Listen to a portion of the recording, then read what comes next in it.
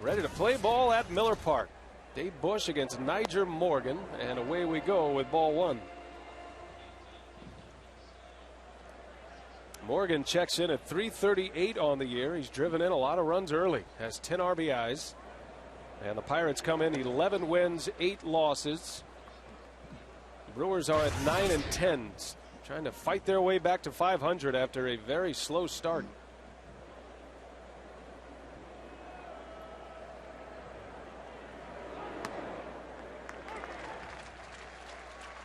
Rock mentioned Dave Bush's numbers here at Miller Park. His career earned run average in this ballpark, .376, and has 23 wins here. He is 9 games over 500 in his career at this ballpark. Yeah, 23 and 14, and you talked about that earned run average, about 4.5, and 51 games, 47 starts for Bush. He has been outstanding. Won 6 games last year here at Miller Park.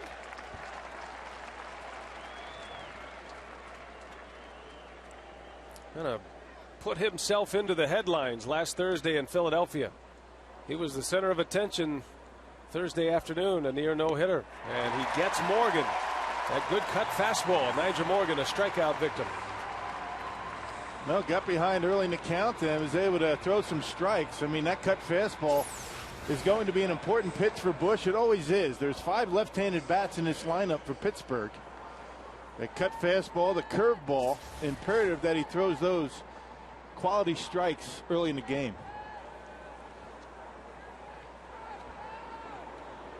Bush making only his 2nd start of the year here at home. And Freddie Sanchez takes strike 1. .359 average. Sanchez had a big hit last night.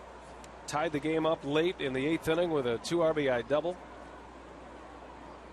Has 2 home runs and 8 runs batted in. Sanchez off to a very good start. The Pirates off to their best start as a team in 7 years at 11-8. Yeah, it's all because of their pitching. The best team earned run average in the National League so far. And the starters have been very good. In tight, and that caught Sanchez.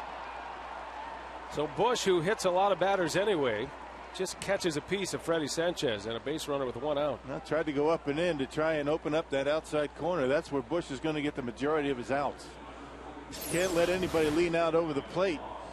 Sanchez loves to use right field, maybe thinking in that direction, trying to stand him up, just came in too far.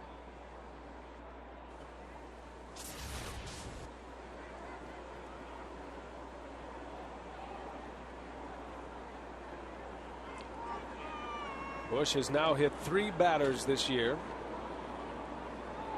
and faces Brandon Moss. Yesterday, some intensity between these 2 ball clubs. Ryan Braun hit a home run, then was hit by a pitch. Braun still very upset about it today, and was critical of the Pirates and their choice to drill him. Not only was he upset that he got hit, but it was where he got hit that really had him bothered. More so today than yesterday, after he had a chance to look at the replay. On the ground and past fielder, a base hit. Sanchez on his way to 3rd. Brandon Moss getting the start here tonight. Delivers with a single to right field, and 2 on for the Pirates with 1 out. Yeah, Dave is going to be facing a lot of left-handed bats in the starting lineup, 5 of them, including 3 in a row in the middle of the order. And what Braun's talking about, you don't mind. I mean, it's part of the game to get brushed back, and if you want to, send a message and hit somebody, maybe stick him in the ribs. But Braun, he felt as though that was a little too close to the head. That's how you get hurt. That's how you miss maybe a month. Most players will take the politically correct avenue with the press, and Ryan Braun was still critical even today of that scene yesterday. This was the play last night. Braun had homered in his first at-bat against Karstens in the 1st inning, then was hit by this pitch in the 3rd. And after he got a chance to look at the replay, he saw how high it was. John Hirschbeck, the crew chief, issued warnings right away. So no further issue in last night's game. You got to believe a little bit of that has to do with the success that the Brewers had last year against the Pirates. It's been an awfully long time since Pittsburgh has won a game here in Milwaukee. They won 14 of 15 last year, and really nothing that happened yesterday would really incite that pitch like that. Maybe it's just a combination of things. Frustration will do that to you. Adam LaRoche with runners at the corners.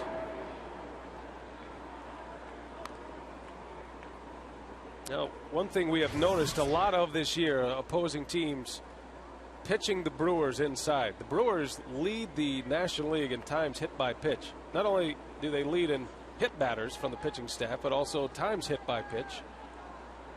So, off the end of the bat, Hall might come home. He will, and a play at the plate in time for the out. Sanchez thrown out. He took a shot at it with one out, and Hall cuts him down for out number 2. Boy, it all started with a real good pitch by Dave Bush. Little off-speed pitch, a slider away, and Adam LaRoche a little squibber and an easy out. Freddie Sanchez at home plate. Well, with first and third and one out, your job as a runner at third is to take off to avoid the inning double play. Now, Hall came dangerously close to hitting Sanchez in the baseline with that ball.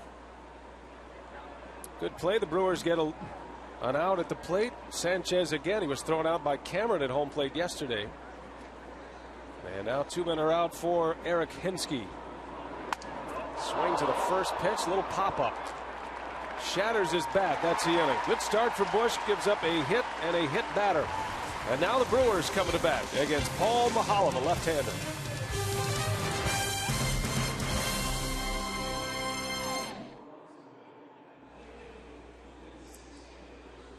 Yeah. All good.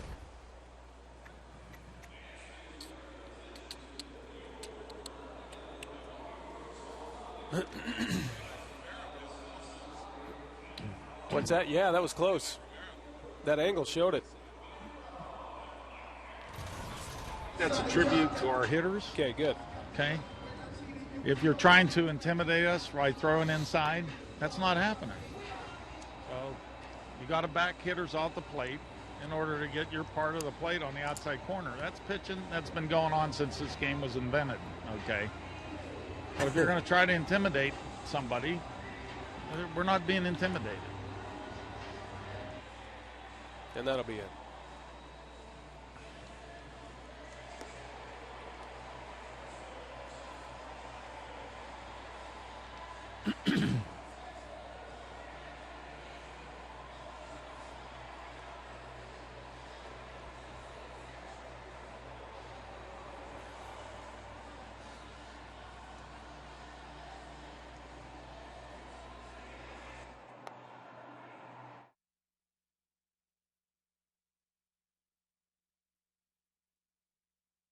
I think that's a tribute to our hitters.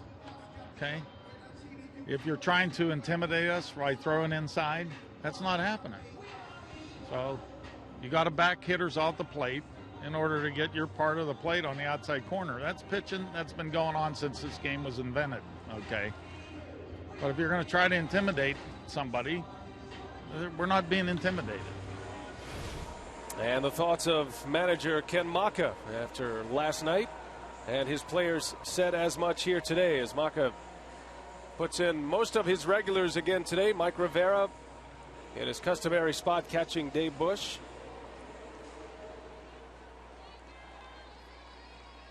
And it's Paul Maholm tonight, Rock, 3-0 this year with a 2.03 earned run average. He's another guy who will pitch inside to be effective, and he's out to a great start in 2009. Yeah, this starting rotation for the Pirates has been very good, and Maholm leading the way with a 2.03 earned run average in 4 starts.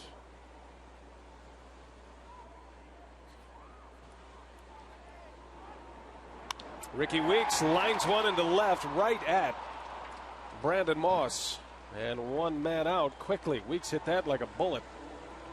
And the U.S. Cellular scouting report on Paul Maholm. Everything's been down so far this year. Changeup, breaking pitches, and fastball. Hasn't given up a home run yet this year in 4 starts. Very good changeup to go along with a pretty good curveball. And Billy Hall has been very good against Maholm in his career. 14 for 25 and a couple of homers. He and Mike Cameron have had a lot of success against this left-hander. Pirates have pitched very well. That is why they have put together 11 wins in the early going and off to their best start in recent memory. Starting pitching among the best in the National League as far as ERA goes, and the bullpen among the best in earned run average. Brewers put 10 runs on the board yesterday on 8 hits, however, as Hart skies one into the seats. Well, let's check in with that Brewers starting lineup put together by Ken Maka. It's got Weeks, Hart, and Braun at the top, with Fielder, Cameron, and Hardy in the middle. And the bottom three, Bill Hall, Mike Rivera, and Dave Bush. Lineup brought to you by Toyota. Look at the numbers for Mike Cameron against Mahalam. 11 for 18 and 3 home runs. Brewers a right-handed dominant lineup. They usually handle the left-handers pretty well. Matter of fact, Mahalam has not beaten the Brewers in his last 7 starts. He is 0-5 in his last 7 at an earned run average over 5. As Hart takes a strike. Yeah, Mahalam had a pretty good season last year with the Pirates in 31 starts. Only 9-9, but a .371 earned run average. That's pretty good, but he didn't fare very well against Milwaukee. Throws a lot of strikes. And a ground ball pitcher when he's right. Pirates still without their talented shortstop, Jack Wilson. Nate McLouth still on the shelf. Wilson's on the disabled list with a finger injury. Nate McLouth not on the DL, but not available. He has an oblique strain. Yeah, they're talking it might be next week before he returns. Hart whistles one down the line. That's a fair ball. That's going to go to the wall. Moss over to cut it off. Hart into second with a stand-up double. 2 hard-hit balls for the Brewers against Mahalam to start. And Mahalam tried to sneak a fastball in on Corey and nothing doing. We've been seeing a lot of that in the last week or so. The opposition trying to bust the Brewers in with 2 strikes. Mahalam leaves that one out over the plate, and Corey hammers it down the left field line. Well, that jet black hair of Corey Hart, that's paid off. That dye job has turned into a lot of hits for him on the recent road trip and now the first 2 games here at home. Who said hair color doesn't matter, right? Has nothing to do with all that BP and all the extra work. It's his stylist. Just get a dye job. Ryan Braun now. Braun against left-handed pitching is just dominant once again. He's 10 for 16. He's batting .343 overall with 5 homers and 14 RBIs. His batting average against left-handers .625, and that includes 3 of his 5 home runs in just about a third of the at-bats. And the Brewers have faced some pretty good left-handed starters this year. I mean, those are pretty good numbers for. You're not talking about 4th, 5th starters that are left-handed. I mean, top of rotation type guys. Well, the Brewers have faced Randy Johnson, Cole Hamels, Johan Santana, Jamie Moyer, and some good ones. Now, Braun last night erupted early. This was a first-inning home run against Jeff Karstens. I think you noticed about that home run to see how immediately Ryan ran to first base. Wasn't Cadillacing it, wasn't looking into the Brewer dugout. You look for things like that as to why maybe a pitcher would drill you your next time up. Braun to the opposite field, a base hit. And here comes Hart. He's going to try to score. Henske's throw to the plate late. Hart scores, and the Brewers on the board 1-0. Now there he goes again. Boy, a beautiful approach. We talked about that last night, the way the Brewer hitters have really done a nice job taking the ball to the opposite field. And Ryan Braun on a pitch up takes it to the opposite field. Notice how the hands are leading the barrel of the bat. That's what you call staying inside the baseball and just driving it into right field, not just trying to punch it out there. Well, the Brewers able to take an early lead on a pretty good left-hander. And Braun now 11 for 17 against left-handed pitchers this year. Those are crazy numbers. That's softball numbers. And then most left-handers just going to try and, sink the ball off the corner, maybe backdoor the breaking ball. If you don't go to the opposite field, you're going to have your problems. Fielder, the lone left-hander in the lineup against Mahalam. Ryan's hot streak really did start when he hit that opposite field home run against Jamie Moyer in Philly. That's when things really started to turn around for him. He said he got locked in a little bit on the road. He didn't have much to show for it, but he liked the way he was seeing the baseball in New York and had a couple of line drive outs, but he had some good plate discipline and it kind of felt like it was going to happen, and then he broke out in Philadelphia. Brewers lost that opening game in Philadelphia, but then managed to win 4 straight after that, and a big part of that winning streak was the success of Braun and Fielder. When those two get hot and produce like they do, everybody just seems to fall into place. Everybody relax. I think the pitching gets better. I think it's one of the reasons why the starting rotation has been on such a good stretch the last 9 games. They know they don't have to be perfect, and most nights 2 or 3 runs is not going to beat them. And you're right, when Ryan and Prince are hitting, everybody else in the order gets pitched a little bit differently, and they get pitches to hit. Yeah, those two now 31 RBIs between them. This is game number 21 of the year. Make it 20 of the year, beg your pardon. Ball and 2 strikes on Prince. Hanging tough. Now the Fielder Mahalam matchup is a tough one. Braun destroys left-handed pitching. Fielder against Mahalam just 2 for 21 in his career. So Fielder's not a guy that most pitchers will challenge on a nightly basis, but Mahalam knows he has to contain Fielder to be successful. His only lefty-lefty matchup. And that means really late in the ball game, Ryan's going to have to be very patient, assuming that Mahalam's still going to be around. So after that first inning base hit, you wonder how aggressive Mahalam's going to be with Braun the rest of the night.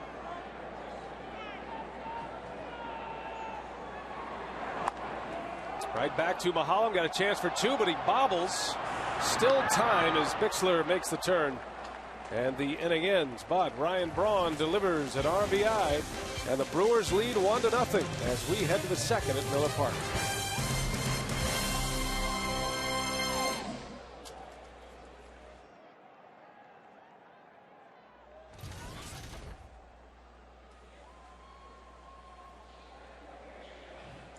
Didn't we have that same conversation last night? Nah, not on WMLW. I swear to God, we had the same discussion. How's your magazine, Renee?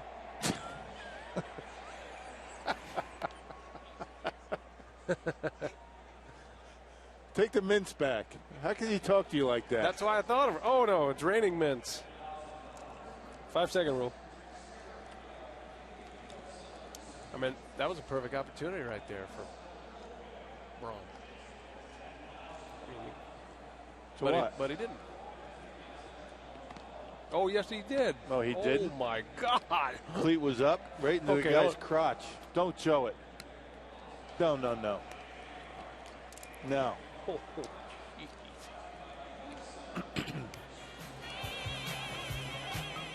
Now, he wanted you to show it. I don't want you to show it. no, I don't. All right.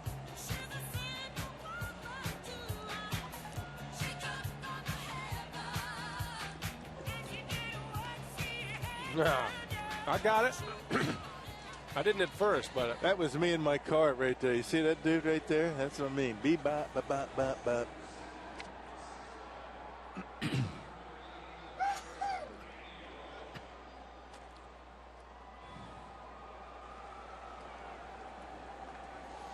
Ryan Braun drives home Corey Hart, and the Brewers have an early lead tonight as we head to the top of the second inning. A lot of kids at the ballpark tonight. It's a cool night in Milwaukee. Even though the roof is closed and the panels are closed, still about, I don't know, 60 degrees in here. Dry, though. Dry, comfortable, you could say. Jacket on weathers. Perfect scenario. And that's news because, last 2 cities the Brewers were in, it rained almost every day. Rain last night leaving the ballpark. Everything greening up here in Wisconsin. Nice to see some foliage about. Ballpark looks great. The new grass that was installed this winter has really taken root and get some good rain while we were gone, we were told. And Mike Cameron and Ryan Braun raving about the new surface out there. Gary Vandenberg and his staff have done a tremendous job getting this ballpark ready, especially because of the very cold winter that we had in Milwaukee. And I think for folks who watch the Brewers somewhere else, maybe down south or where spring, has already hit for a few weeks or a few months even. There's a shot back off Bush right to Weeks. Got to hurry now. The throw is in time. Ricky, nicely done to get it in and out of his glove off balance and make a good throw to get LaRoche. Yeah, had to change direction. He was headed up the middle just in case that ball didn't hit Bush. Check it out. Then all of a sudden he has to change direction and make an off balance throw right on the money. Well, Andy LaRoche runs pretty well. Bush took that one right off the thigh. Ricocheted out to Weeks and a 1-4-3 putout. But Rock, for most Milwaukee Brewer fans, they come here to the ballpark, and until just a few weeks ago, it was the first time to see green grass. Yeah.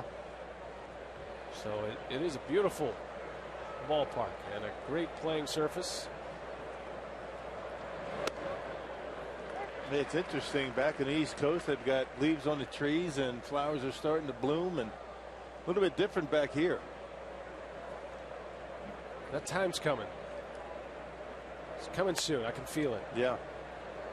You just keep telling yourself that, bud. Still haven't had a game with the roof open, a big league game that is. They had the roof open for the single A game last Friday. Panels were open last night. It's a much warmer evening. Thank goodness for the roof, though. Makes it very comfortable for the fans. I'll tell you who loves the roof, Ken Maka. He didn't know how much he loved the roof until he actually started managing games and had to manage and navigate around rain in Philadelphia. Yeah. And then that's when he started to realize how great this roof is. Now Bush walks Jason Jaramillo. Hey, fans, visit the online shop of the Brewers at brewers.com. Browse the largest selection of authentic team gear, including clubhouse caps, t-shirts, jerseys, collectibles, and much more. Get your team gear straight from the source. Shop the brewers.com shop. One out base runner for the Pirates. Here's Brian Bixler now, the shortstop. Bixler struck out 4 times yesterday. Not just the hat trick, but the golden sombrero.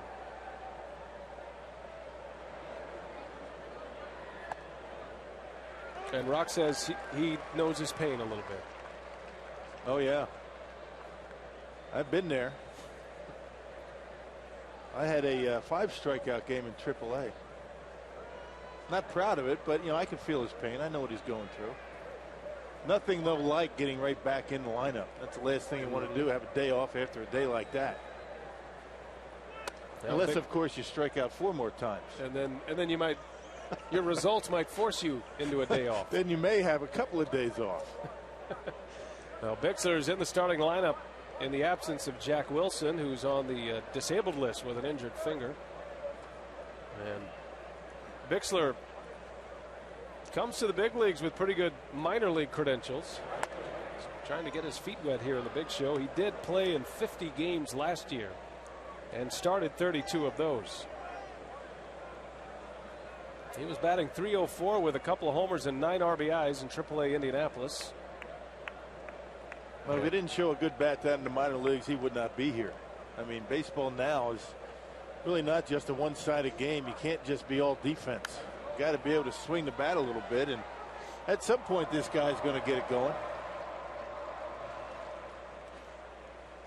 Pirates are banged up. No Wilson, no McLouth, the Gold Glover and the All-Star from a year ago, and no Ryan Doman, who's an offensive weapon for Pittsburgh.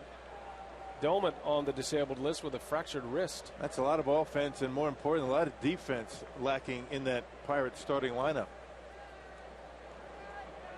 2 balls and 2 strikes on Bixler.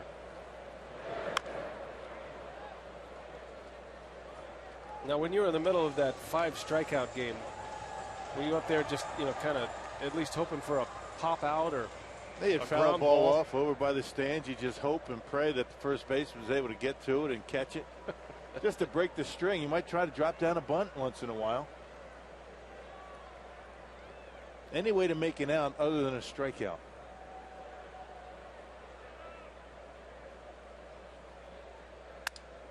Broken bat. Slow roller. Hardy.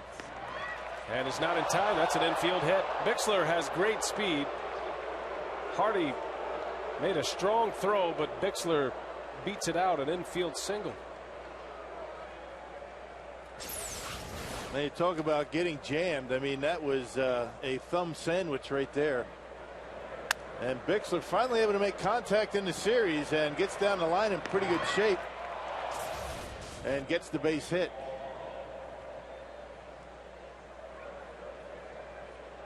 So the Pirates, the bottom of the order with 2 on now. And the pitcher Mahalam up there likely to bunt.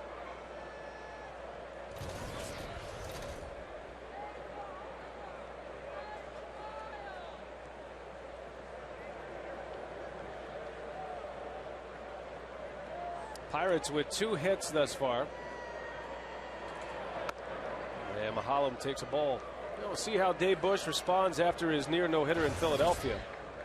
Bush threw over 100 pitches in that start against the Phillies. That was the big concern for Ken Maka. Bush threw 113 pitches in his 7 2/3 innings, the most he's thrown this year. Still in the comfort zone, though. Maka was worried about Bush extending the no-hitter. And with that Phillies lineup, you know how many pitches they take per at-bat. I mean, every one of those guys gives you tough at-bats. He was afraid Bush was going to end up with no hits, maybe into the 9th inning and around 130 pitches. Yeah, you can't have that early in the season. Of course, there's no way he would have taken him out. And a lot of clean innings, though. I mean, the Phillies in that game only had 1 at-bat with a man in scoring position.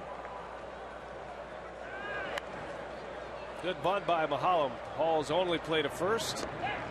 And a perfect sacrifice by the Pirate pitcher. That's his first of the year. And the Pirates have runners at second and third now. 2 outs, back to the top of the order.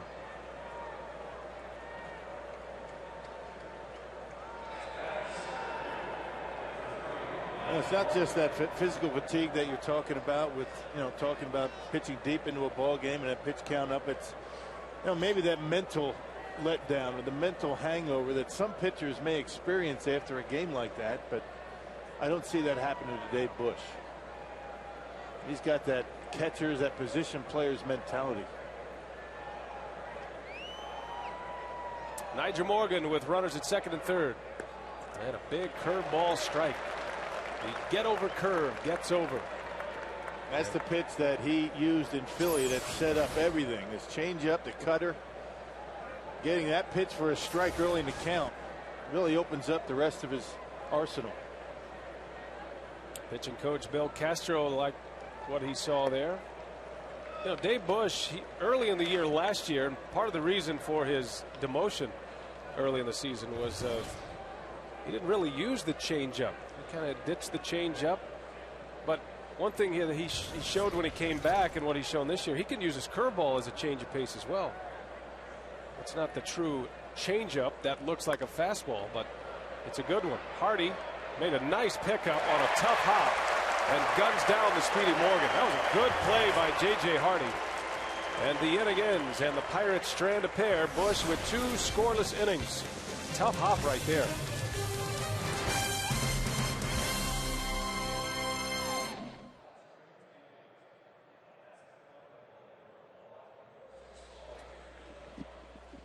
It's dead, isn't it? There's a malaise. Need to bean up.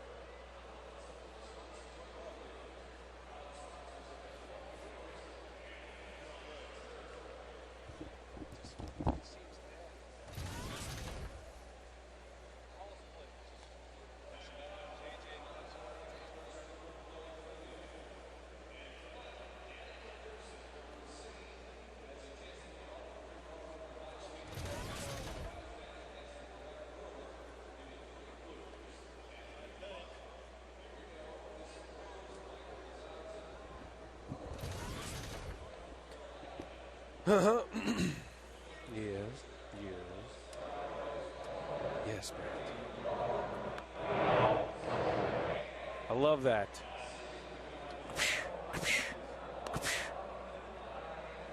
How we doing there, Billy? Fire us up, buddy. What do you got? Spin us some tunes.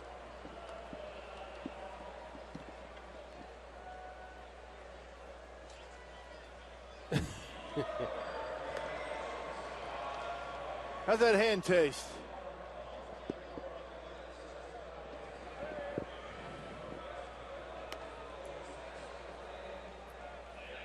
Great to have you with us tonight on WMLW. The game is on us. The Brewers lead 1-0. Ryan Braun with an RBI drove in Corey Hart in the first. Mike Cameron set to lead off, and did he ever have a run against Paul Maholm last year? Cameron with 3 home runs against Maholm. And look at his career numbers. .611 batting average, 11 for 18. And right now, Mike Cameron off to a tremendous start, and one of the reasons why the Brewers have been able to get very close to that 500 mark. 1 game under 500. Seeing the baseball very well right now. Not seeing Mike Cameron swing at a lot of pitches out of the strike zone.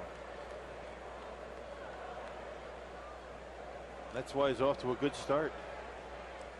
Taking his walks, swinging at good pitches. You know, in theory, that's pretty easy, isn't it?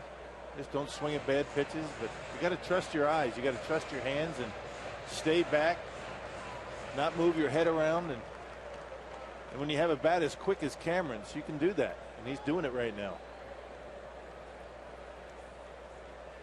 Cameron homered last night, drove in 2 runs.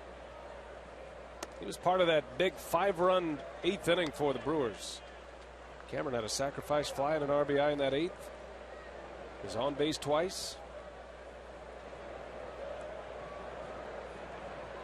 Cameron among the league leaders in slugging percentage. Slugging percentage up over 600, and an on base percentage of .429. That's a function of seeing the baseball well. A lot of walks.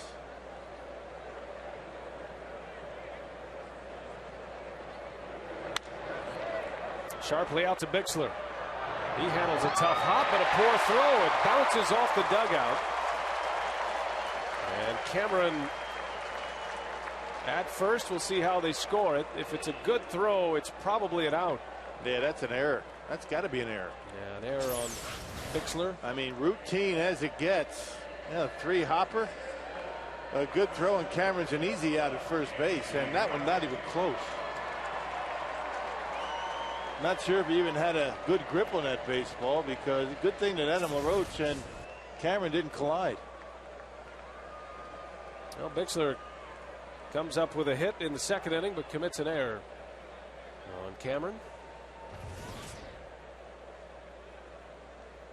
No doubt Cameron's speed putting a little pressure on Bixler, trying to rush his throw, and he fires one off the dugout. The Pirates fortunate that one didn't go in the dugout. There's some netting across the railing that kept that one in. Otherwise, Cameron would have been at second base.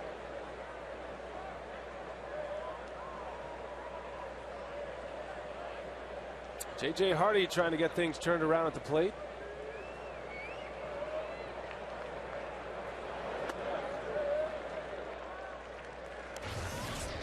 Tell you, when Ken Maka made the switch with Cameron and Hardy, Hardy had started the year batting behind fielder.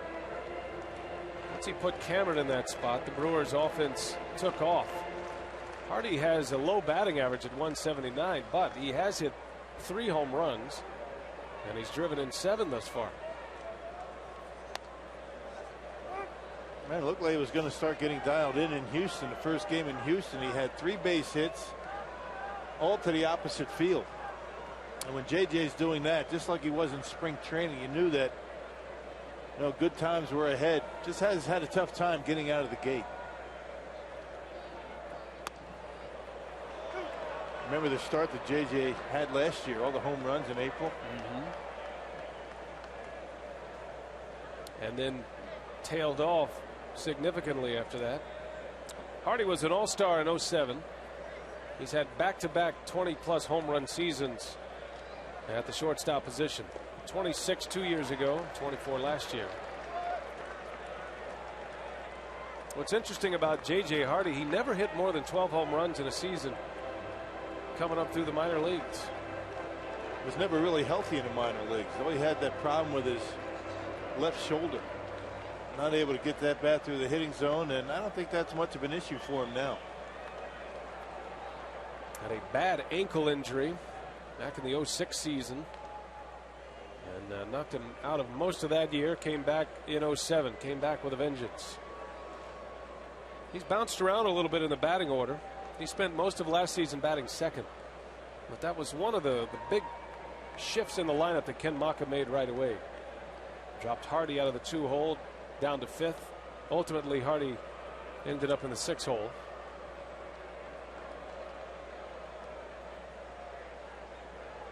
He hit in front of the pitcher last year early in the season and did not like that.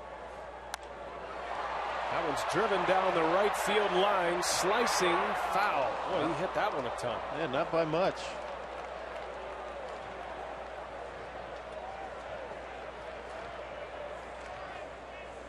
There aren't too many guys that are considered to be run producers that would like to hit in front of the pitcher. You never get anything to hit. And that was when the pitcher was batting 8th for the Brewers. Hardy was batting 7th.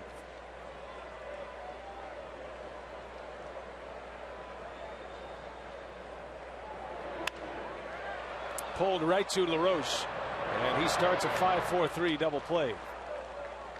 Even when he does hit the ball right on the nose, it's right at somebody. That's kind of the way it's been going for him. It's been a hard 170 plus. Hit that one pretty well. LaRoche, a good defender over at third, and a 5-4-3 around the horn DP. And here's Bill Hall with 2 outs. Second game of this homestand. We hope you'll make plans to join us here at Miller Park. Diamondbacks are in next. Day game tomorrow. That is a noon start tomorrow. No television tomorrow on Brewers radio. You can listen to Bob and Corey. Giovanni Gallardo pitches tomorrow. That 5-county 5-day ticket promotion ends Friday, so I invite you to take advantage of that if you're in the 5-county region. That's a good deal. You're not going to get deals like that August and September. Already 2 million tickets sold for Brewer games this year. So if you don't have your tickets, make sure you get on the phone or log on to Brewers.com, because as we get into the summer and school lets out, that's when the tickets get tough. Hall strikes out Mahalam. A changeup to get him. So it starts with an error, but Mahalam works around it. A scoreless second. And we're on our way to the third at Miller Park.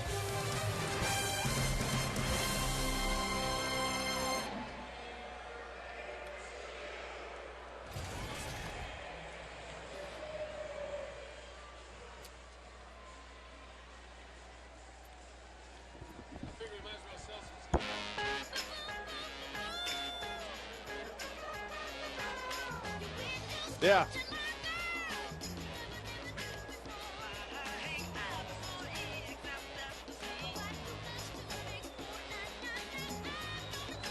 I don't really know what to say about it. I'm not trying to be difficult. I'm just, that's a,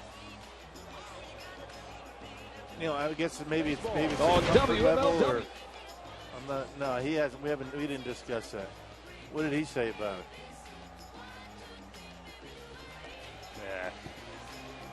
He's a college coach. And I can't even spell geometry. Is that the kind of Michael Jackson you were looking for tonight? Yeah. Any Michael Jackson you can find. And you know what? If you find ABBA, Dancing Queen, I swear to God, I will love you forever.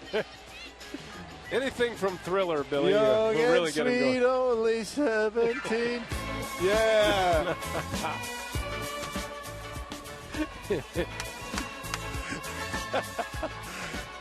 Don't you just feel good hearing that?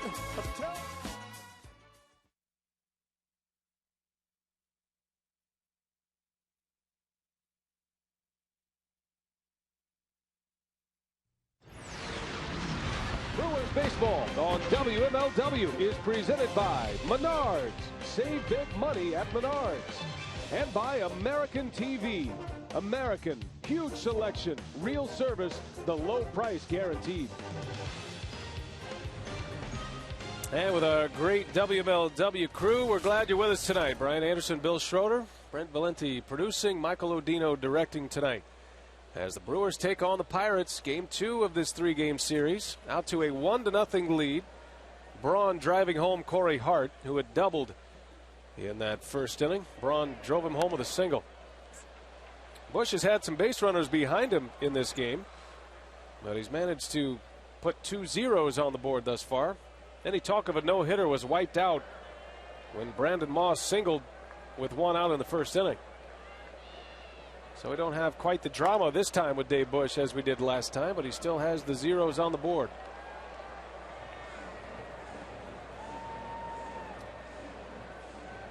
Hey, look at Dave Busch. You look at the stuff that he throws up there. You really don't consider him to be a big no-hit type candidate. I mean, not that blazing fastball or the split finger pitch. Relies on control, but he's had 3 near misses in his career. Well, Dave Busch took a no-hitter into the 8th inning when he was first in the big leagues. It was his second start when he was with Toronto. There's a base hit to right. That's what Sanchez does so well. That base hit right there is what led him to a batting title 2 years ago when he hit .344. Yeah, and on a pitch it was pretty good. I mean, it was down in the zone off the plate. Freddie Sanchez just sticks the bat out and punches it into right field. They say he got a little bit too pull conscious last year. Can't imagine why he would do that playing at PNC Park. Look at all the base hits to right on the spray chart. 11 hits to right now. Look at that pitch. I mean, that pitch is 2-3 inches off the corner. Still able to cover it. It's probably one of the reasons why Dave tried to stand him up the first time up. He hit him. And now it's Brandon Moss who singled in the first inning. You get a guy that can hit a pitch like that in that location that hard to right. He's very susceptible to a fastball in. That's why they tried to throw him in there. And Sanchez was leaning out over the plate and got drilled by a pitch. Glancing blow, but hit nonetheless. Moss hits one off the glove of fielder, and Sanchez didn't see it. You got to play it second here. Weeks the throw, and Hardy cannot dig it out. A low throw from Weeks. The Brewers had an out right in front of them, but a low throw from Rickey, unable to be picked by Hardy, and everybody safe. Boy, that ball, Brewers just couldn't get a hold of that one. I think Freddie Sanchez, he thought that Prince had it in his glove. He didn't. Rickey got there in plenty of time, but a low throw, JJ couldn't handle it. One of those in-between hops, and JJ does a good job just getting in front of it. And Freddie, that's probably going to go down as a base hit. All that and a base hit. Well, the Brewers certainly feel like they should have had it out. So 2 on with nobody out, and here is Adam LaRoche.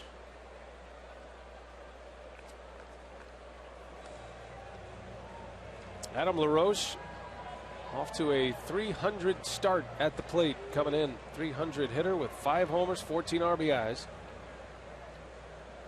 He's always been known as a hitter that starts slow. Matter of fact, he's off to his best April in his career, and then does most of his damage when the weather starts to warm up. Yeah, last year when the Brewers were in Pittsburgh in September, just couldn't get that guy out. Beginning of the year was a lot different. Pirates are hoping that he has a more consistent season with the bat. He's off to a good start. And has his brother in the lineup with him just about every day. Adam's brother Andy hitting 2 spots down and playing on the other side of the infield. Ball and 2 strikes.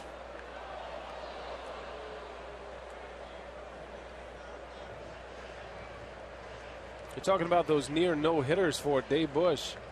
His first one came in 04, and it was Damian Miller, a former Brewer, who broke it up. And then last year against the Blue Jays, he took a no-hitter into the 8th inning. Lyle Overbay, the man who he was traded for, broke it up. Overbay, of course, a former Brewer. And then it was Matt Stairs in Philadelphia last Thursday. So a theme developing with Dave Bush and near no hitters. And Hall overran that one. Man, total misplay by Bill Hall at third base. Kind of an unusual start for the Crew, isn't it, defensively? Sluggish would be a good way to put it, I think. Billy got to the railing over there, but really didn't have to. You can't blame the wind. There's no wind in here tonight. Gets over to the spot. He thinks it's going to be in the camera well and didn't even get a glove on it. That'll be a no play. Kind of looked like Hall had given up on it, as if he thought it was going into the seats.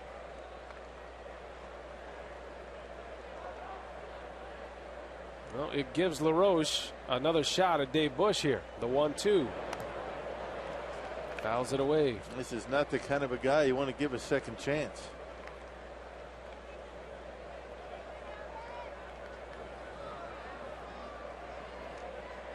You know, already the Brewers have had 3 plays that they probably should have outs on. And we're only in the third.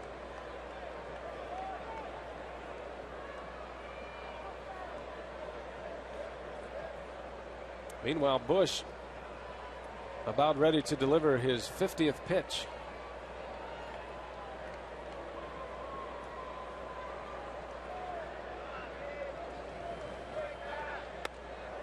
Two and two.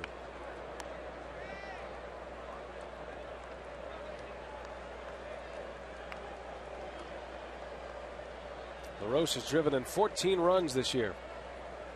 He has been their most productive hitter. Leads the club in RBIs. And now his younger brother, Andy LaRoche, starting to catch fire as well. It's somewhat important for Dave Bush to get at least into the 5th or 6th inning. The bullpen used quite a bit yesterday.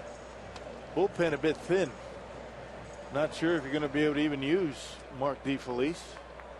He's thrown 3 days in a row. Ken Maka staring at that pitch count on the board across from him.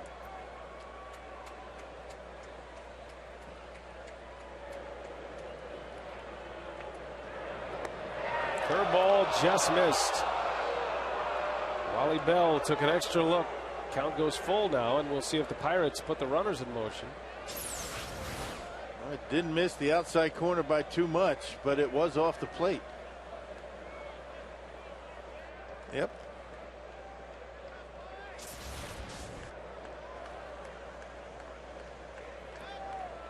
So a full count pitch to LaRoche. Runners stay put. LaRoche pulls one foul. What an at bat here. Now you think about it, Bush could just as easily have 2 outs on the board as opposed to none.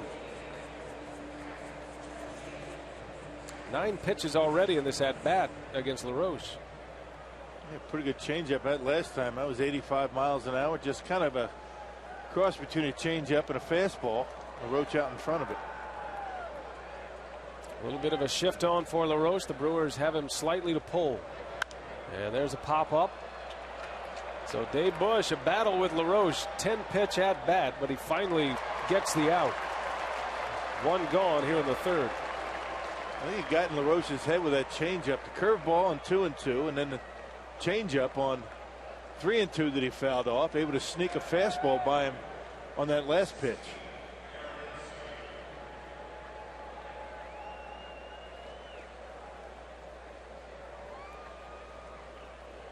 Now see if Bush can get a ground ball here. Eric Hinsky, Wisconsin native. He's getting a chance to play a lot with McLouth out of the lineup.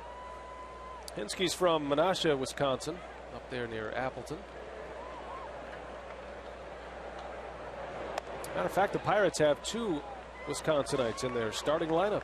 Eric Hinsky and Jason Jaramillo, who's from Franksville. And they have a coach. Yeah, Gary Varsho. Yeah. From Wisconsin.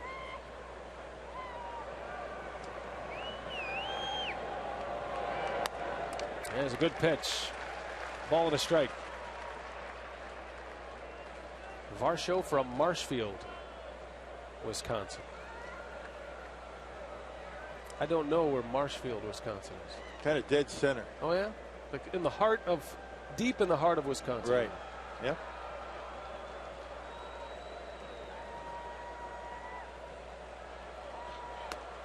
Curveball strike, a beauty from Bush. 1-2 the count. 66 miles an hour. Yeah, that's the pitch that was so effective for him in Philadelphia. He's dropping that pitch over for a strike. Big break on it. Very rarely did a Philadelphia Philly swing at that pitch in his last start. See what he has for him. 1-2. Fastball in tight. You know, Bush, he talked about his changeup, and his changeup, what, about 5 miles an hour slower. Normally guys have changeups that are 7 to 10 miles an hour off their fastball. Bush uses a changeup, and then he uses a kind of a changeup curveball off his cut fastball. And that's the name of the game, isn't it? That one's lined down the left field line. That's trouble. That's going to go to the wall. 1 run is in. That's Sanchez. Moss chugging around third. He's coming to the plate. Hardy's got a good arm, but it's late. And 2 RBIs for Hinske. And the Pirates have taken a 2-1 lead in the 3rd inning. Well, that one was up for Dave Bush that time, and Hinske able to take it. Went right with it. We've been talking about opposite field hitting. It's a pretty good job of it. A tailing fastball going away from Hinske. Got on top of it. Let the ball travel a little bit back into the hitting zone and hit it down the left field line. It's a pretty good piece of hitting by Hinske. And 2 runs scored.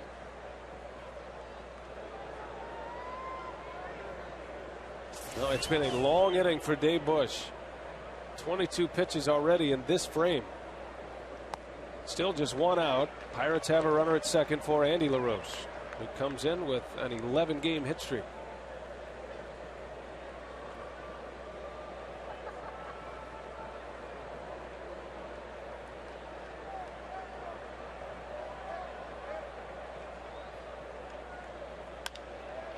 Out to Hardy. That pins Hinske to second. 2 outs.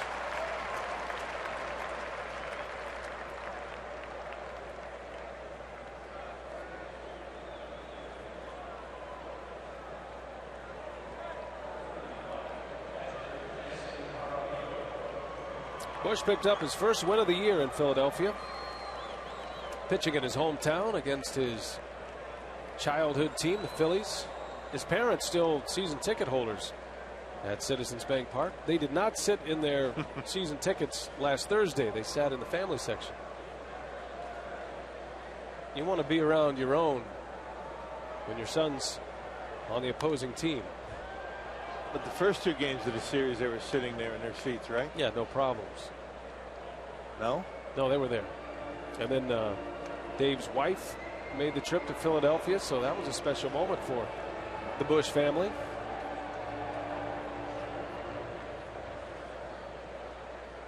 Said he grew up a Phillies fan, an Eagles fan, 76ers, all of them.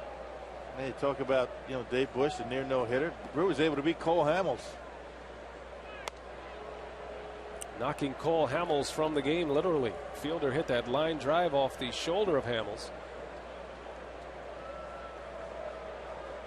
Knocked him out early after Braun had homered. Ball and a strike on Jaramillo. Little bouncer out to Weeks. And that will do it. So the Pirates score twice. A sluggish inning defensively for the Brewers. Now they're coming up against Mahalam. We head to the bottom of the 3rd.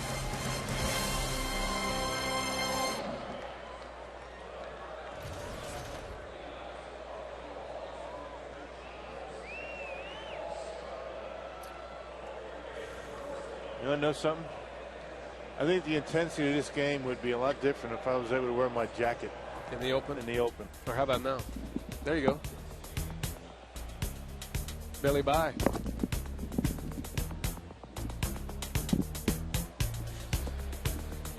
Look at it. He's got a big smile on his face. Oh, anybody had a moonwalk? Any moonwalkers in there? Moonwalk. How about when Cameron was playing the Michael Jackson in the Pittsburgh? That was hilarious. Did I tell you the story about that? On the elevator. That was funny. in the clubhouse there in Houston. After the games. Yeah, you told me. Way to keep us going there, Billy. That away. Abba. You can never go wrong with Abba. Any Abba? Any Abba? How about some James Brown? Michael James Brown? No, just James. I got tongue-tied. What's Craig Kashan doing right now? Yeah.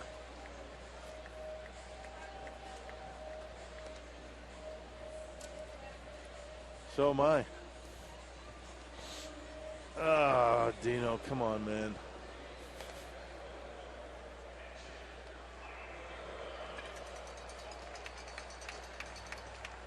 On our way to the bottom of the third inning, 2-1, the Pirates lead it, taking the lead in the top of this frame. A couple of runs scored on a 2 RBI double by Eric Hensky. No doubt grew up idolizing those two players, Yount and Mahler. There's Mike Rivera getting a chance to play every 5th day now. Rivera continues to impress at the plate. 4 for 12 this year, .333 hitter. Still looking for his first home run of the season. Rivera had a full schedule this winter. He played in Puerto Rico in the Caribbean leagues. He did it for 2 reasons. First of all, he needed the playing time. He also wanted to represent his country and play in Puerto Rico in front of his home fans and his family. A lot of pressure on major leaguers to do that back in Puerto Rico. You're expected to play a little bit. You don't have to play the whole season down there in winter ball, but you're expected to play some. And Rivera, he took advantage of the opportunity, swung the bat well, and he came into spring training in great shape and in mid-season form.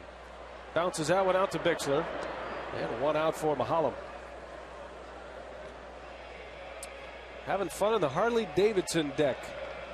No swine flu. Only hog fever. That's a good one. Swine flu is serious business. Yes, it is. Yeah, Miller Lite Peel and Win is back for his 3rd season. Visit your favorite bar and order a bottle of Miller Lite to peel the label and see if you won a fantastic prize. Miller Lite, triple hops brewed, great taste and less filling. Dave Bush, Brewer pitcher, will bat with 1 out. Got to be careful with Mahalam. He's a guy, if he gets on a roll and gets locked in, he can be very tough. Already a 3-game winner as Bush sends one deep left field. Back is Moss, and he's got it at the track. Almost hit one over his head. Moss was so shallow and able to run that one down. That would have been at least a double, most likely a triple for Bush. Well, Dave able to get pretty good extension on the fastball right down the middle of the plate. Not sure if he got all of it. But about mid-warning track, Moss able to make the play. He went back nicely on that, turned himself around once, and then was able to pick it up and make the catch. That's a nice swing and a good play in left. Well, Bush has never homered in the major leagues. Almost had a chance at an extra base hit. So 2 outs, and here's Weeks.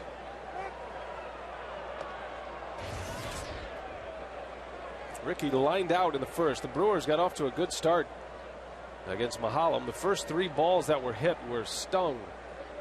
Weeks lined out, then Hart doubled. Braun drove in Hart with a single to right.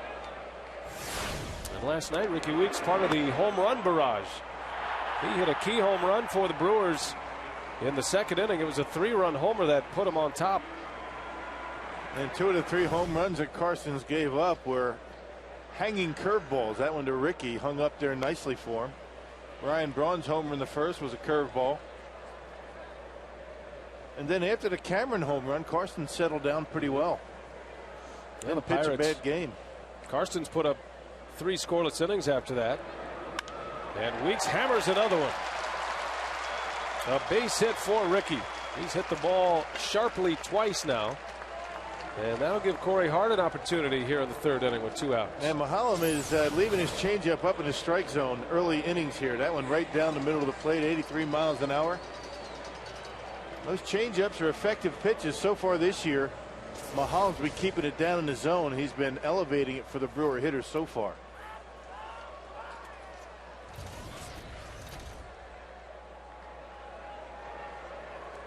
So here is Hart. He doubled and scored in the first.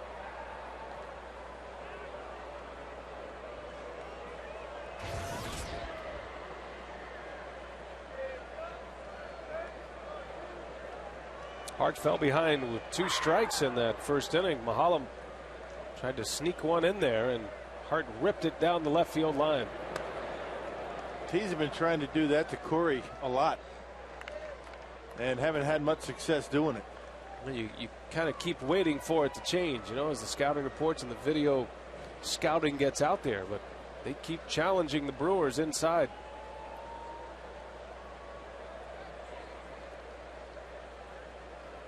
And for the most part, if you get it in there, I mean, you're talking about any hitter. I mean, if you get it in there on the corner, maybe a little bit off the inside corner, it's an effective pitch. But the problem is not many pitchers are consistent enough in being able to put it in there, and they leave it out over the plate, and that's when they hit their home runs.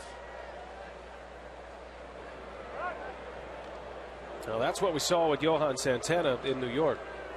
He was able to go 7 shutout against the Brewers, and he had his fastball command spot on that day. He was wearing out that inside corner. And didn't leave one out over the plate like we've seen a lot in the last week or so.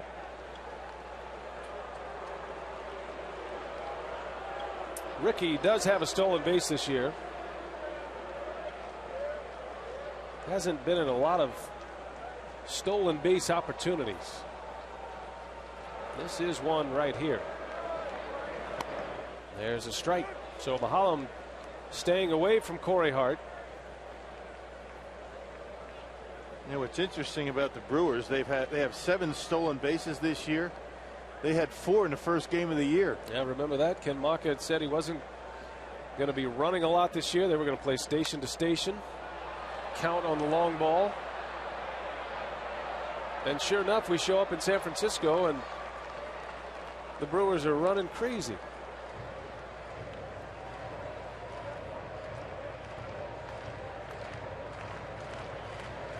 Four stolen bases on opening day. We thought we'd been had. And the Brewers have 7 stolen bases, and they've been caught 7 times. That's not a very good percentage, and that's why you don't see a lot of running right now. Ken Maka does not like to make outs on the bases when he's got a lineup that 1 through 8 can hit the ball out of the ballpark. So Weeks stays put. Maka was talking about the running game and how to use the stolen base. See, when he managed in Oakland, they were a pitching and defense kind of team. You know, they had some guys who could steal bases, but they knew they had the great frontline pitching, and they played excellent defense. So a lot more aggressive with that team than he is with this team. This is a different kind of group, and you hate to give away outs. Maka said if you're not stealing 75% of the bases, then you're doing a disservice to the run production that this offense is capable of. It's not worth it. It's not worth the risk.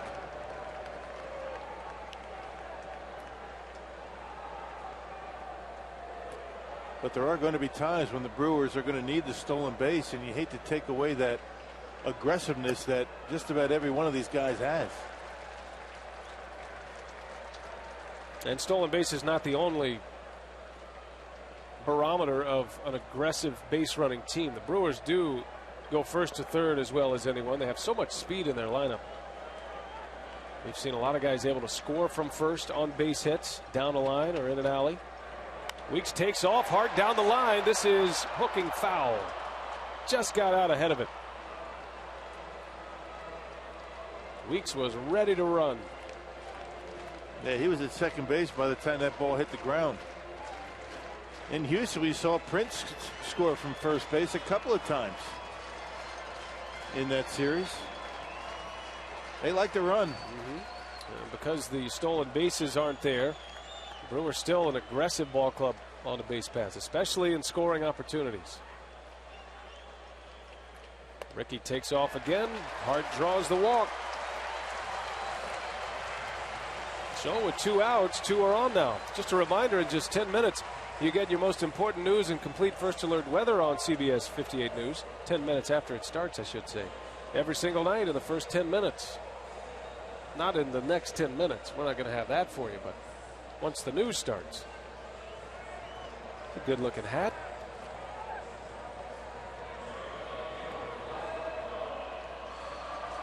Just came from the golf course, it looks like. It's still hat weather. A little cold getting out to the car.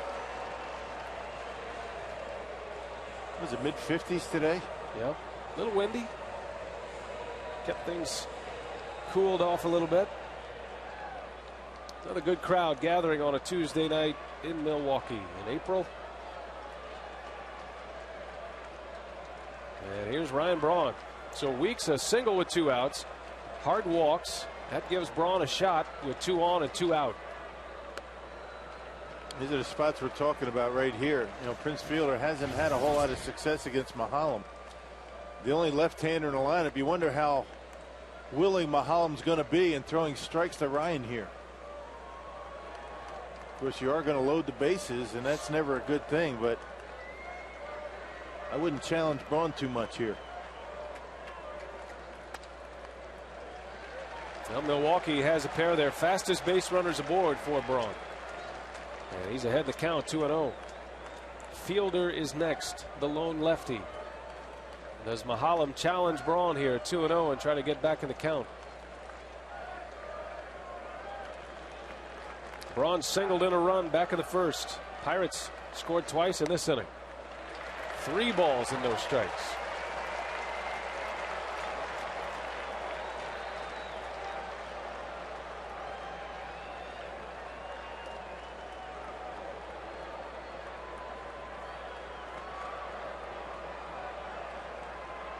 John Russell can't watch.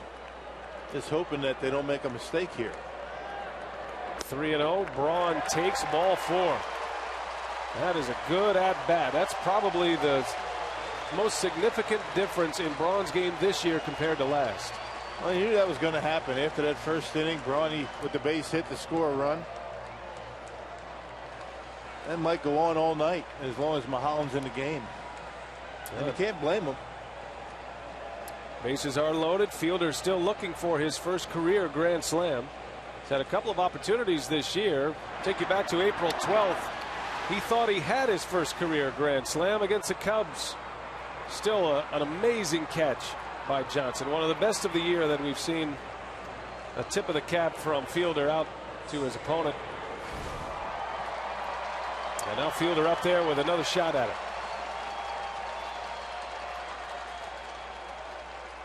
281 hitter with the bases loaded, but never the home run ball.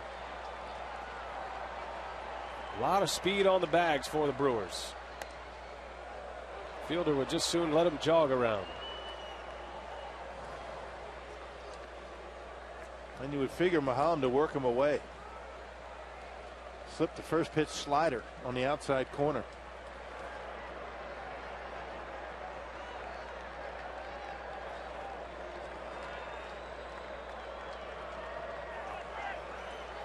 Weeks, Hart, and Braun on the bags. Fielder a chance to at least get it tied, maybe put the Brewers ahead.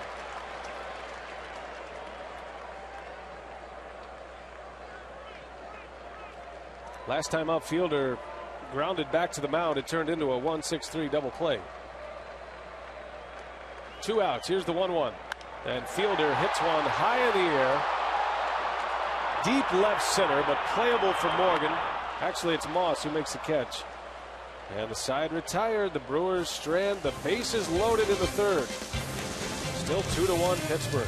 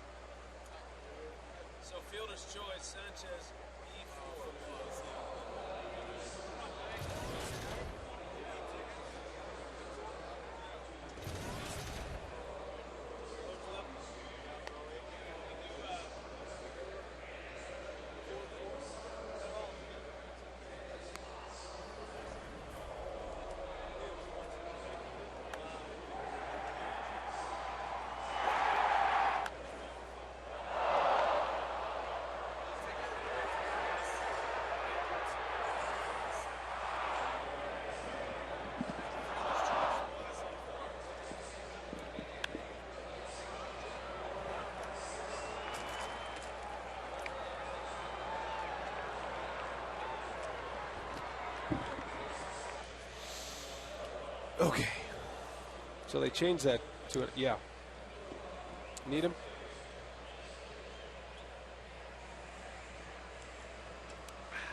He's gone.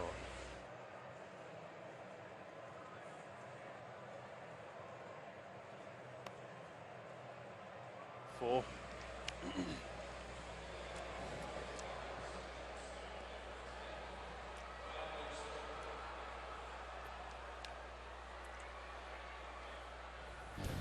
Well, 3 innings in the books in our Heiser Automotive game reset. The Brewers get a run of the first as Ryan Braun delivers Corey Hart, Braun's 15th RBI of the year. Key play for the Pirates in the 3rd inning. An off the glove of Fielder. Weeks had a shot at an out. That was ruled as an error on Weeks eventually. A misplay by Hall in that inning. And then Hinsky, the Wisconsin native, drives in a pair with a double. And the Pirates took the lead in the 3rd inning against Dave Bush. Our Heiser Automotive game reset. The Brewers and the Pirates, game 2. Pittsburgh leads it 2-1. Brian Bixler, the batter for Pittsburgh, their shortstop.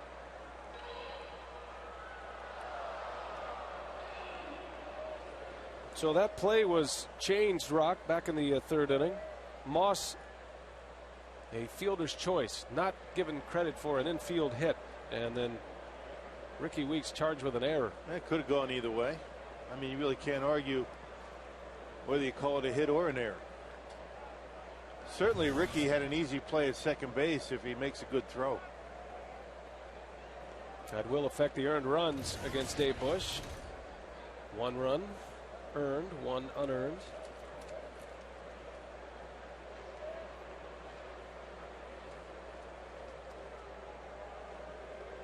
Bixler reached on an infield hit his last time up.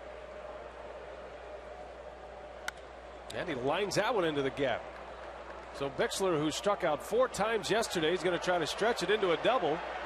And Cameron's throw is a little bit late. Bixler able to hook the bag with his hand and stay on it. Kept one of his fingernails on that bag anyway. It looked like he was going to slide by. JJ kept the tag on him.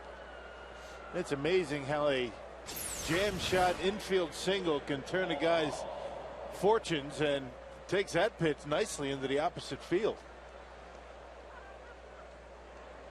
Is able to hang on.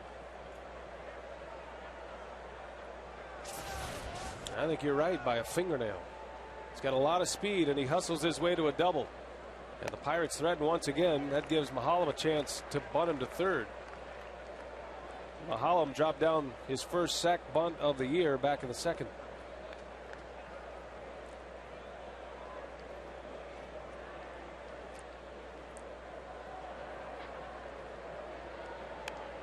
Pops it up. Rivera lays out. Can't get it. A tough play for Rivera. The tough part of that play is just finding the baseball. You know it's up in the air, and sometimes you're just looking around, and by the time you see it, it's too late. A little bit easier to see with that hockey mask on, but still Mike not able to get there in time. Finding the baseball is the toughest part of that play. Tough on the elbows with that sender as well. Didn't really have the velocity to slide, more like a javelin stick. Maybe a little bit too much air under him. Yeah. It's all about the angle of approach, I think. It's coming in hot. Mike Rivera digging up a trench over there.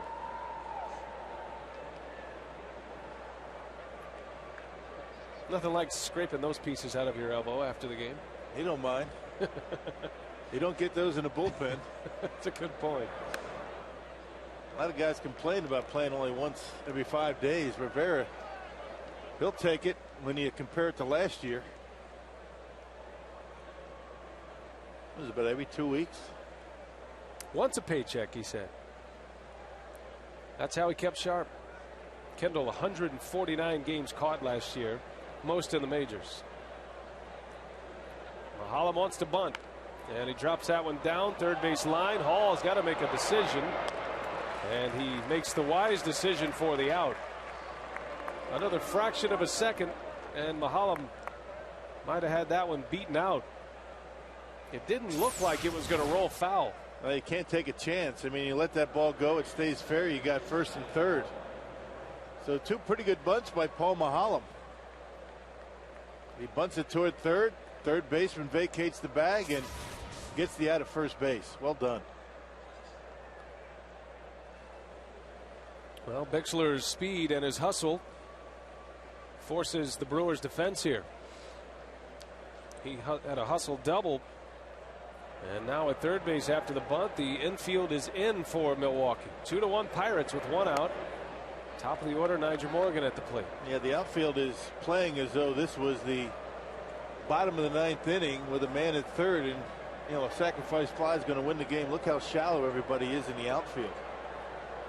It's about as shallow as you'll ever see a major league outfield. And that one's high in the air to left. Braun backing up, trying to get a running start. Bixler has great speed. Braun's throw to the plate is a good one, not in time. Bixler just got in there. And Rivera shaken up. Yeah, Rivera might have twisted his ankle. And he dug that foot in front of home plate, and it looked as though Bixler got a pretty good chunk of that foot and twisted it. Good throw by Ryan Braun. Yeah, he's in pain. Gets his momentum toward home plate, and a perfect one strike or hop. And watch the foot of Rivera. He twists the foot actually on the back leg of Bixler, and he was safe. Well, that was a good slide by Bixler. You see how his front leg went over Rivera's foot to touch the bag. Otherwise, if he slides right into Rivera, he's going to be out. Yeah, Mike didn't realize that he had some problems with his ankle. He jumped up and felt as though he had the out right there. Then all of a sudden he realized, I can't put any weight on that foot. I'd be very surprised if Rivera is able to stay in the game. As Kendall begins to suit up in the dugout. And Rivera's having a hard time here. And you know the last thing he wants to do is have to come out of this ball game. I don't see any way he can stay in. And you see Dan Wright, the athletic trainer, shaking no to Ken Maka. Well, the Brewers do have an emergency catcher, unlike most clubs. Casey McGee is that guy who could come in if Kendall then gets injured. But Kendall trying to get loose. Kendall saying, I didn't want a day off anyway. Well, maybe he is going to be able to stay in there. You know he doesn't want to leave. I mean, a backup catcher, the last thing he wants to do is have to come out of a game in which he gets a start. Jason Kendall, he feels as though he's going to be coming into this game. Very good throw by Ryan Braun once again. I mean, nice and easy. He took his time and able to make the play. And Rivera's going to try and stay in the game. I don't blame him. Why not? Nobody on base right now. Why not try it? It's probably okay in that position. It's standing up and making a throw. Yeah, making a throw is going to be near impossible. But he doesn't have to do that right now. No, he's tough and he wants to stay in, so they're going to give him a shot. Well, you stay in there, and between innings, you taper up. And you can bet Ken Maka and Dan Wright will have a close eye on him as we go through this inning. So 2 outs, 3-1 Pirates. Nyjer Morgan with a sacrifice fly and an RBI. Pirates executing well in this 4th inning, and it produced a run for them. Bixler hustled his way out of the box, and a double to start, bunted to third, and then a sacrifice fly. Now you can see that Rivera can't put much weight on that ankle. He's down on one knee. You never see him do that.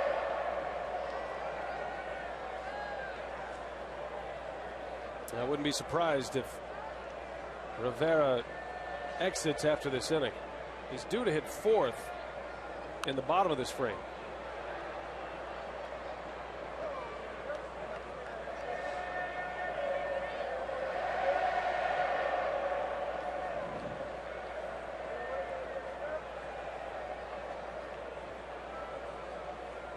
The left ankle for Rivera. Sanchez yanks one foul. Nice play down there, member of the Brew crew. skills, Rock. They've got skills. Look at this play. Defense everywhere. Beautiful. Full extension.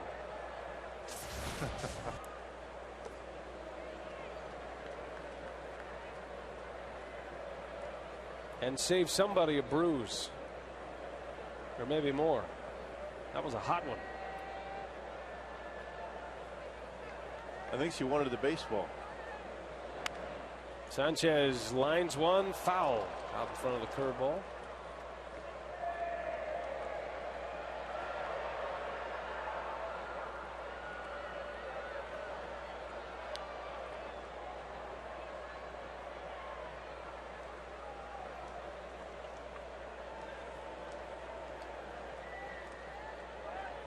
Sanchez has been on twice. Hit by a pitch in the first. He singled and scored in the third.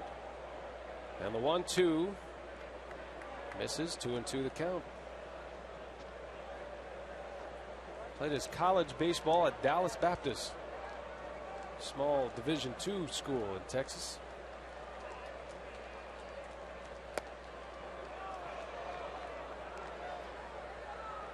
Pirates are going to need Freddie Sanchez to be the kind of hitter he was a few years back when he won a batting title. They are desperate for offense, and Sanchez is a guy who can give it to him at the top of that order. Down he goes. Bush burns off the edge. Mike Rivera limping back to the dugout. See if he's going to be able to hang in there. Pirates get a run. 3-1 Pittsburgh. Brewers coming up in the home fourth.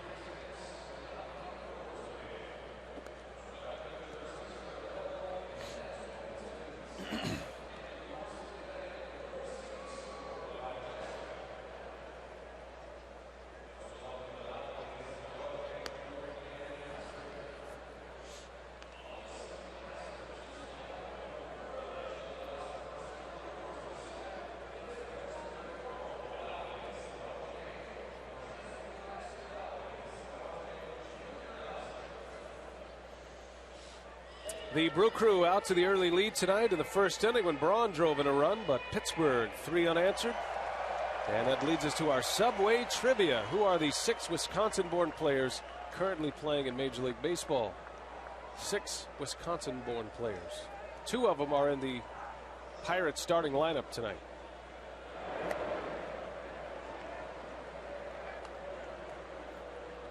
There's another one. So we've given you half. Right. No Houdini, no Al Simmons. That's a good head start. Mike Cameron leads off, trying to keep an eye on Mike Rivera between innings, and his spot in the order is due up 4th.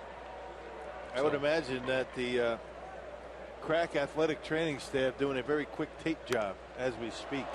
Cameron flies to deep right field, slicing away from Henske, and he's got it for the out. Long way to go. Henske had Cameron shaded in the gap, but he runs it down for out number 1.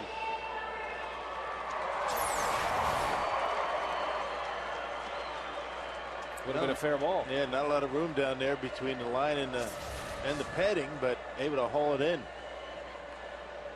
And right on cue with our Subway Trivia. J.J. Hardy with 1 away.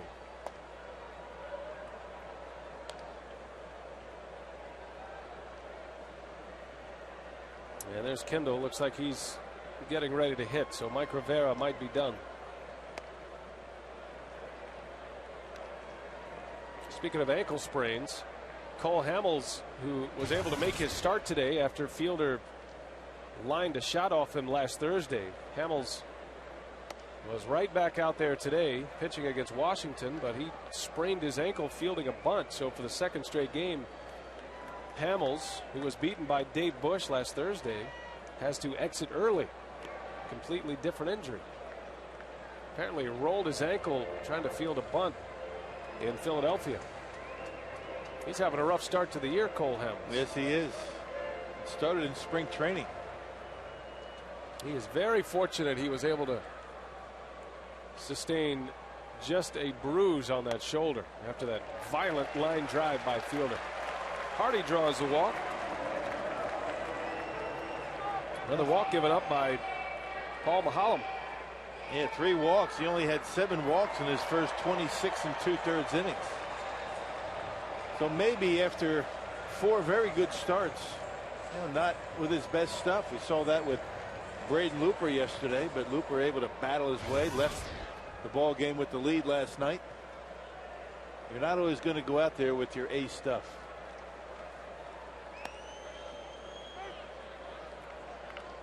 So Bill Hall with 1 away. Kendall has moved into the on-deck circle, so Rivera is out. That's too bad. Tip your hat to Mike for staying in the ball game, finishing the top of this frame, giving Kendall at least a chance to loosen up a little bit, take a few hacks down on the tee, and he'd rather get a root canal than have to leave the ball game. Yeah. I mean, you don't get to play that much. Your job as a backup catcher, get Dave Bush through the game. That's your guy, and give Jason a full day off. Not able to do it, and it really hits you hard. And let's just hope it's nothing more serious for Mike Rivera than a sprained ankle. Those can take a while, especially for the demanding position at catcher.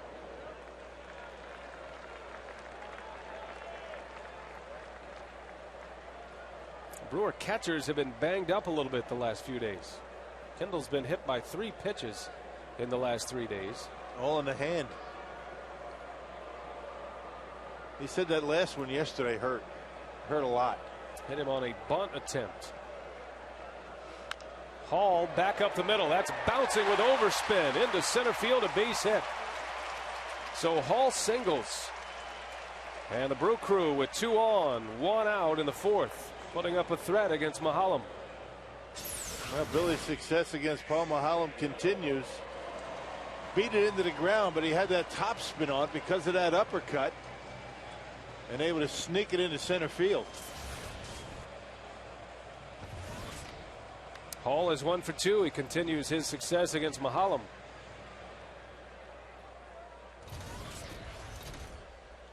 And now Jason Kendall for the first time tonight.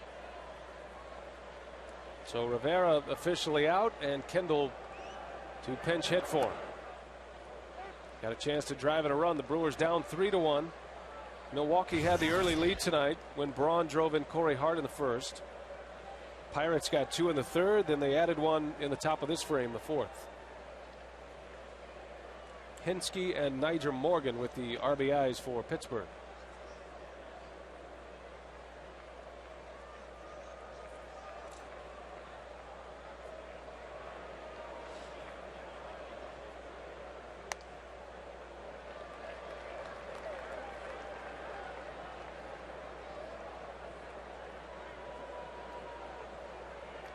Two on for the Brewers.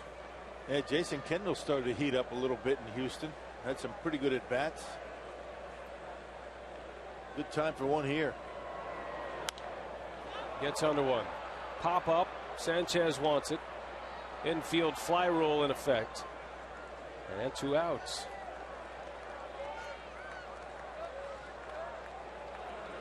Well, and that'll leave it up to Dave Bush to help his own cause with 2 outs and 2 on.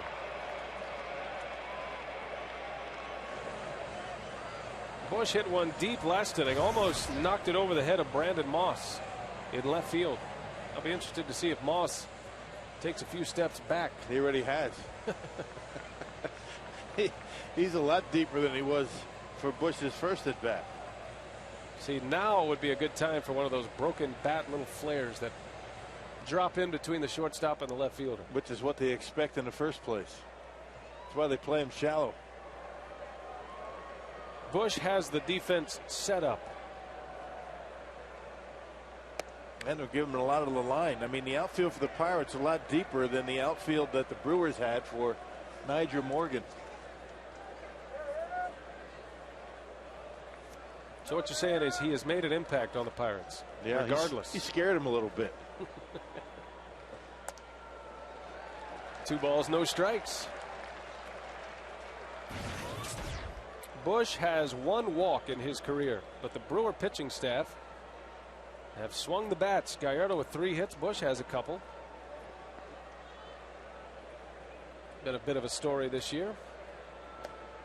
3 balls and no strikes.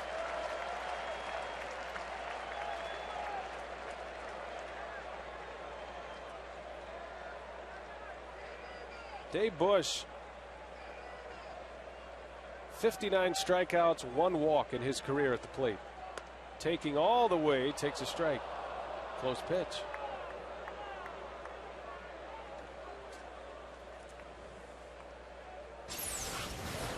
Yeah, right on the inside corner. Not exactly where he wanted it, but borderline. They give it to him.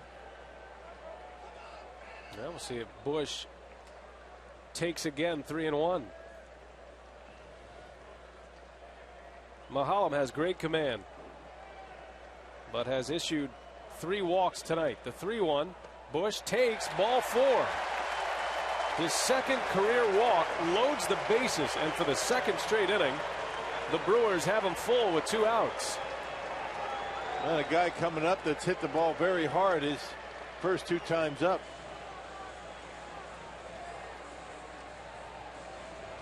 Well, he came in with only 7 walks in his first 4 starts. 4 tonight. Unfortunately for the Brewers, none of those 4 walks have come around to score. Not yet. New pitching coach Joe Kerrigan talking it over with Mahalam. That's one area the Pirates would like to have some stability now. You realize they've had 4 pitching coaches the last 5 years? They've had a tough time with pitching. Mahalam's pitch counts in danger zone. He's got almost 80. Well, now it's Weeks. He's been one of the Brewers' best in this kind of situation. So far this year, with 2 outs and a runner in scoring position, Weeks a .500 hitter. He's 5 for 10. That includes 2 home runs. Out in front of that one. Hardy over at third. He walked with 1 out. Bill Hall singled with 1 out. And after Kendall popped up, Dave Bush walks.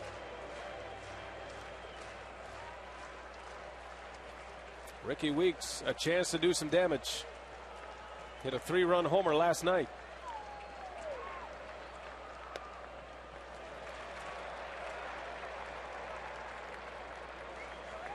Mahalam has not given up a home run all season. Be very surprised if he comes inside. He's tried to do that twice to Ricky, and he's hit the ball hard to left.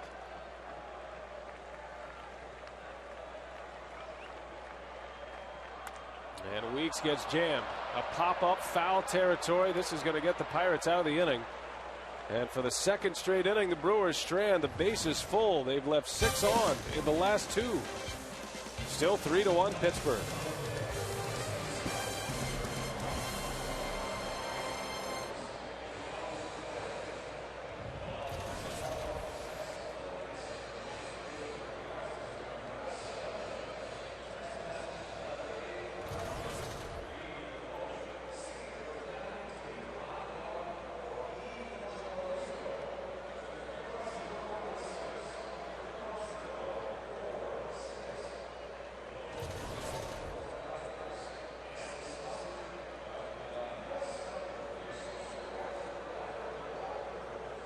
Nice. Yeah, that's it. It's on the It's on the, that's the media guide as well, the same image that's on the front of the media guide.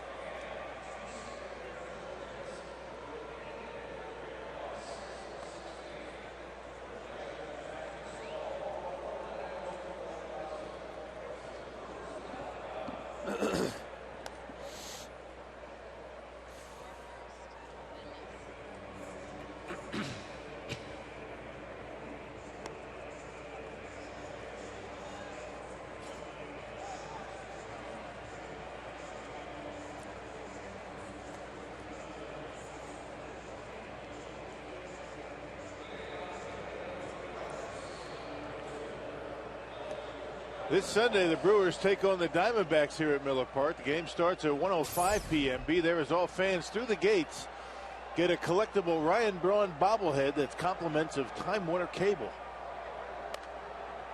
And that's the image of Ryan Braun as he rounded first base after the home run. Final game of the regular season. That's the same image that's on the Brewers media guide this year. Fist in the air. One of the new elements here at Miller Park, the photography around the ballpark. Have you noticed the new pictures? And that image, nice. That image is around the ballpark as well. Kendall back in there behind the plate. Pinch hit for Mike Rivera, who is out with an ankle injury. 3-1. The Brewers down to the Pirates. They've had a couple of opportunities against Mahalam, stranding the bases loaded the last 2 innings. And it's Brandon Moss to lead off. Moss, then Adam LaRoche, followed by Henske.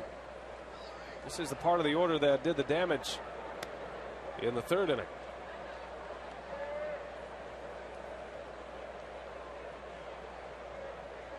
Moss has hit the ball hard twice.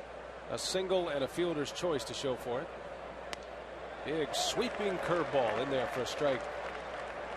Any effect at all on Dave Bush changing catchers mid-start? None whatsoever. Jason Kendall knows exactly what's going on, what he's been throwing. He and Mike Rivera talk a lot, because you never know who's going to be in there at any given time. You know, an injury, good pitch. There's that backdoor fastball that Dave tries to catch the inside edge. Starts about 2-3 inches off the corner, and then with a late tail able to catch the edge. You know, just because Mike Rivera doesn't catch, you know, Braden Looper and Manny Parr, guys like that, doesn't mean he's not very in tune with what Kendall's trying to do with him.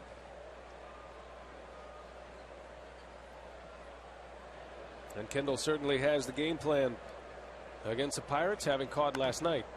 LaRoche jumps on the first pitch, puts it in the seats.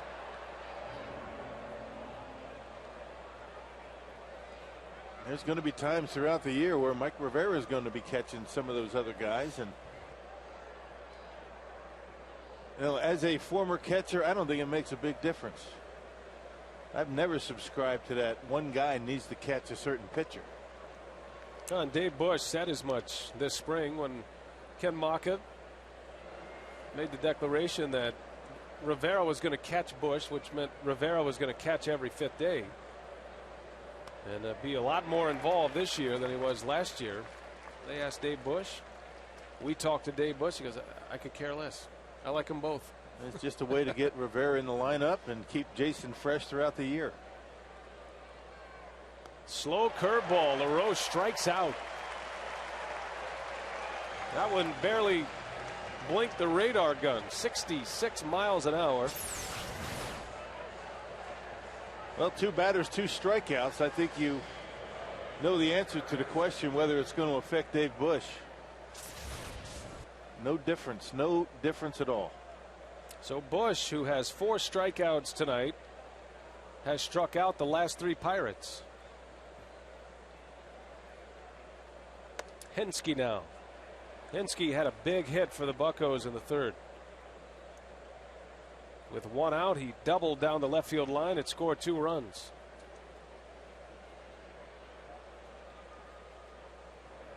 Kendall back in there, and Henske hit by a pitch. So Bush hits Henske. Now Kendall's barking at the Pirate right fielder. Yeah, just tell him to get to first base.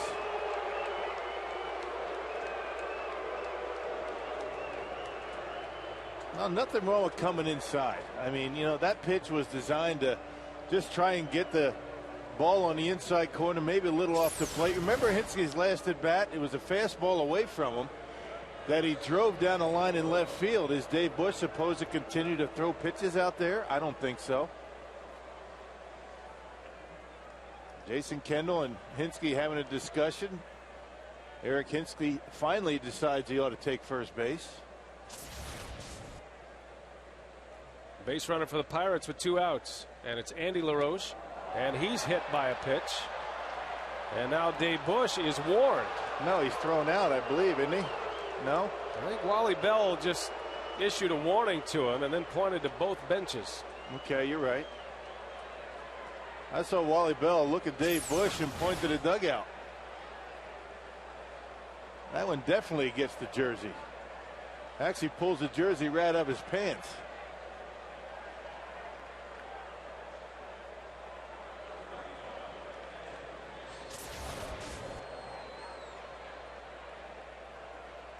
And Andy LaRoche doing his best Steve Lyons impersonation. Keeps it that way. Tuck it back in, can't you? That would seem fair. You don't have to undo everything. Just stick it back in the pants. Maybe he likes it the way it is. Come on, Andy. Come on. 2 on now for the Pirates. Here's Jaramillo, switch hitting catcher. Takes a strike.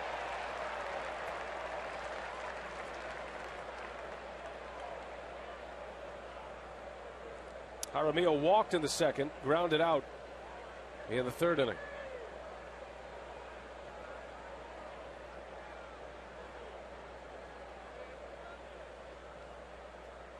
And that one's drilled into right center field. That's going to go to the wall. Henske will score. LaRoche chugging around third. He's going to score. And with 2 outs, the Pirates put 2 runs on the board. 5-1 Pittsburgh. Well, the 2 hit batters come around to haunt Dave Bush. I'll tell you, Jaramillo is swung the bat pretty well here. That's a nice swing. Walked his first time up. Able to center on that one and drive it into the gap. So the bottom of the order for the Pirates doing some damage. They've been on 4 times. The 7 and 8 hitters. And a lot of friends and family at Miller Park for Jaramillo. So the 2 Wisconsin natives have done the damage tonight. Henske 2 RBIs in the 3rd. Jaramillo 2 RBIs here in the 5th.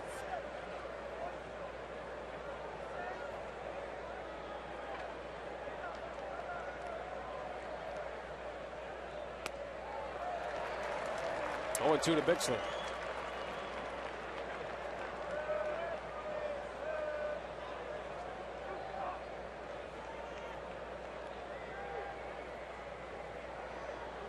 Jaramillo has been catching every day since Ryan Doumit went on the disabled list. His 6th start here tonight. And Bixler gone on strikes. The inning is over, but the Pirates strike again. A 2-out, 2 RBI double by Jason Jaramillo.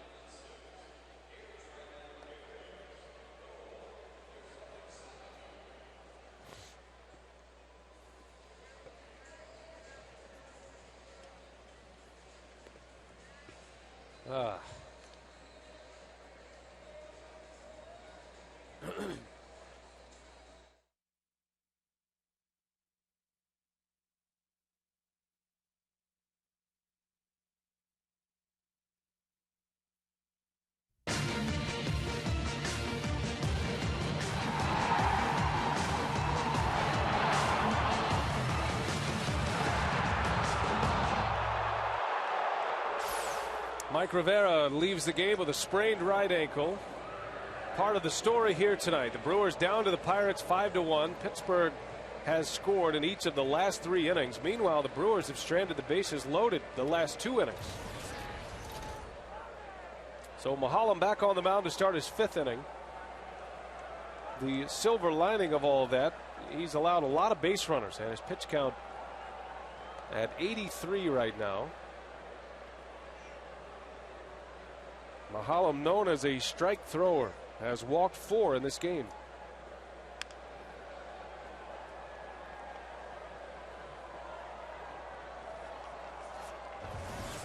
Well, the Brewers had some news in their minor league system today. Evan Knudsen, a right-handed pitcher with Class A Brevard County, tossed a no-hitter this morning. 1-0 win over Daytona. Wow. In the Florida State League. A morning game, huh? A morning no-hitter. Allowed only a walk and a hit batter, the only 2 base runners. There were a couple of errors as well, but he struck out 10, Rock. 20-year-old right-handed pitcher. Nice. Congratulations to Evan. That's a tough thing to do no matter what level you're at, whether you're in Little League or the major leagues. A no-hitter. How about this kid in Florida, this left-hander, Patrick Schuster? He is making an attempt at his 5th no-hitter in a row. High schooler in Florida. You seen video of him throwing? I have. I worry about that elbow. Yeah. It's out there exposed a little bit, isn't it? He's got some good stuff. Hart draws another walk, and he's been on base all 3 times at the plate tonight. Let's get back to our trivia, Subway trivia. The last, let's see, who are the 6 Wisconsin-born players currently playing in MLB? I made a mistake. We saw a shot at Craig Counsell. He was born in Indiana. Right. That's a trick question. Hinsky, Jaramillo, the 2 that have driven in 4 of the 5 Pirate runs. Jack Tashner, now with the Phillies. Jared Washburn. And Chris Benson. Zimmerman. And their hometowns. 6 Wisconsin-born big leaguers. Counsell not on that list. See how our director, Mike Rodino, does that? Got a shot of him? That's the way he works. I know his game. Just the fact that he shot Counsell there, that was your giveaway. It wasn't him. He wasn't one of them. Braun with Hart at first. Now the Brewers trying to get untracked offensively. They've had some opportunities. Plenty of base runners tonight. That's a good way to crush the popcorn bag. Just get in there face first. Whatever you get, you get.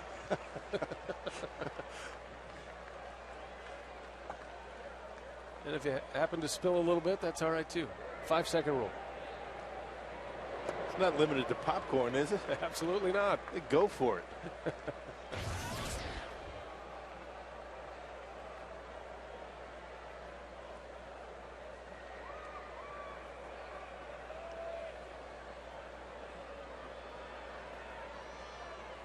Paul Mahalam, 3-0 this year for the Pirates. Been one of the best in the big leagues. Braun hangs in there. Ball and 2 strikes.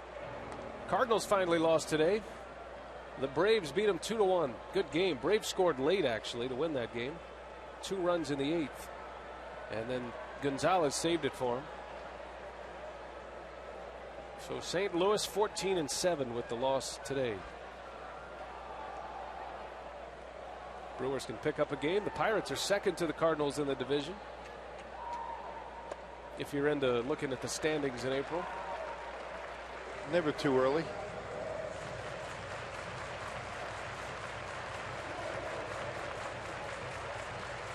So one of the many things I miss about Brian Schaus, he loved looking at the standings. He'd tell you in April, pick up a game on the Cardinals today. 3.5 back. Yeah. 2-2 to Braun. Broken bat, little flare. That is going to fall. Fair ball. Hart never stopped running, and he's on his way to the plate. The throw cut off, and Hart scores. Ryan Braun drives in a run. Very unusual play there. Moss had a little trouble with it at third base. And Brad Fisher, who had stopped Corey Hart, gave him the late go, and he scores. No, the only way you're able to score on that is if you are anticipating rounding third and heading home and only putting on the brakes at the last moment. Brad Fisher, obviously with nobody out and down by 4 runs, not going to make the first out at home plate. Pirates did that last night.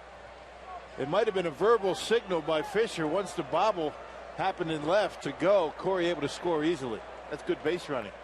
So Braun gets an RBI out of it. You know, they talk about Corey Hart as one of the best base runners in the game, and there's a great example of it. He was chugging from the beginning and able to score without a throw. The Brewers within 3, and now fielder Mahalam starts him with a strike. And too often you see a guy just kind of look down the line. He knows that he's not going to be able to score, just kind of cruises on into third base. But we talked about the aggressive base running, not limited to just stolen bases. That's a perfect example of it right there.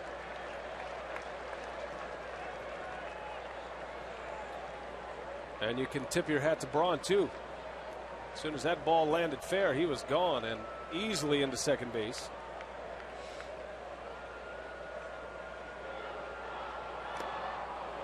You know, Rock, you talk about that move by Brad Fisher, maybe the stop sign, the verbal stop, but the hand gesture to go. On that throw from Moss, when he threw it to Andy LaRoche at third, LaRoche actually put a tag down at third base. He thought Hart was still there. Meanwhile, Hart is running across home plate. So even if LaRoche wanted to make a throw, he was in no position to do so. Little subterfuge down there by Brad Fisher. What was that, Rock? Trickery. Fielder gloved by LaRoche, and Mahalam covers. But Braun does advance, and a chance to pick up another run, perhaps. Let's see if we can see all this here. Hart running fast from the get-go. He never does slow down. Maybe one step he slowed down. Fisher finally told him to go and able to score without a play. Now, Fisher had both hands up at one point. And yet, when Hart picked him up, because Moss didn't try to cut it off before it hit the wall, he kind of just a little sneaky wave home. And a bloody knee to show for it. A little point home and a very loud go.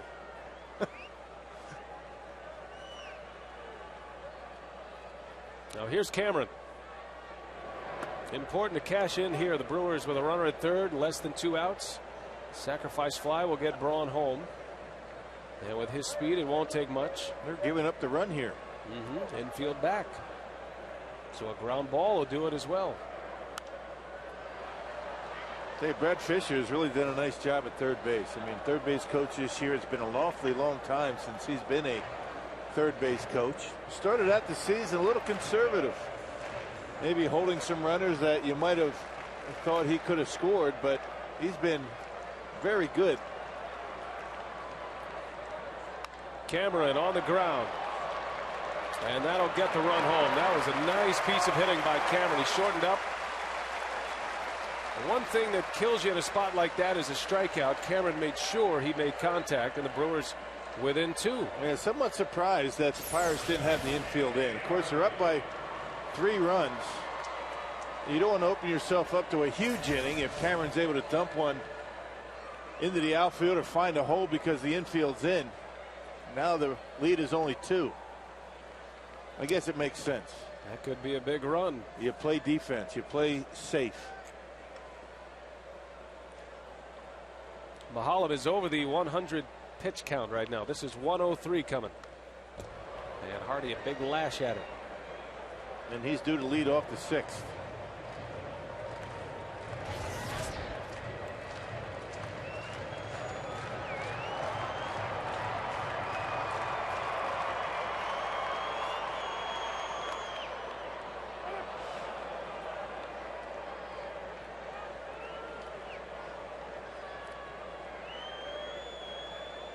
Jorge Julio will be next.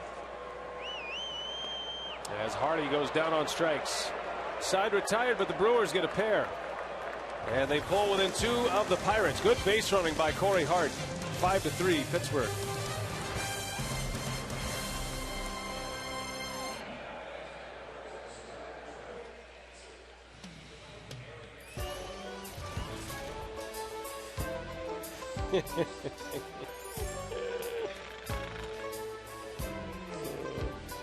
Hey, man. No way. What, did he run out of material?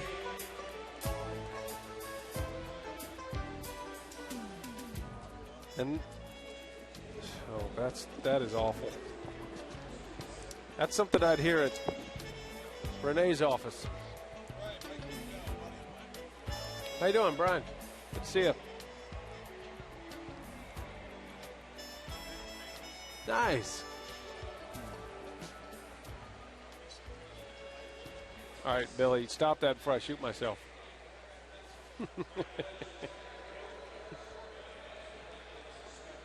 Jorge Julio. Council's at short. Wonder what's wrong with JJ. Where's Telly? Telly!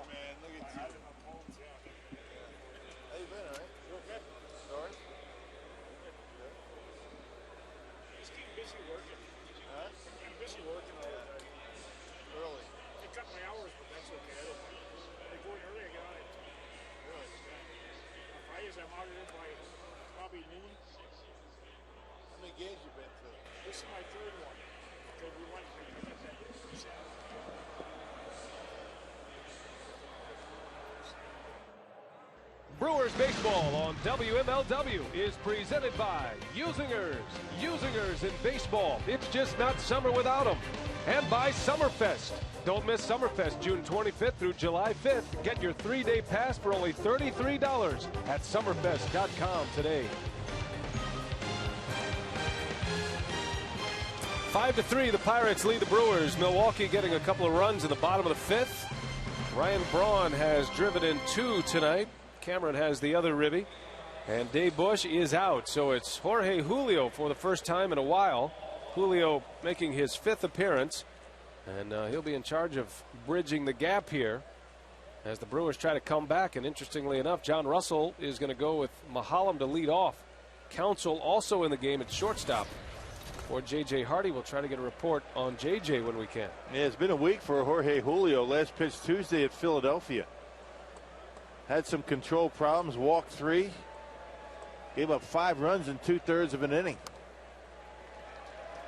Very important for Julio to eat up a couple of innings here. We mentioned that the Brewer bullpen used quite a bit in last night's ball game, and not sure how many of these Brewer relievers are available here tonight. So the double switch, sending Counsell in. Hardy made the final out of the 5th. So it'll be Hall, Kendall, and Counsell for the Brewers in the 6th as Mahalam skies one to center field and 1 away. You surprised Mahalam hitting here and obviously staying in the game for his 6th inning? I am, particularly with that pitch count. I mean, through 5 innings, it's over 100. And he's been throwing a lot of innings coming in. He's almost got 27 innings in 4 appearances. But apparently he said something to John Russell, and Russell okay with leaving him out there. And the fact that the Pirate bullpen has been pretty good this year.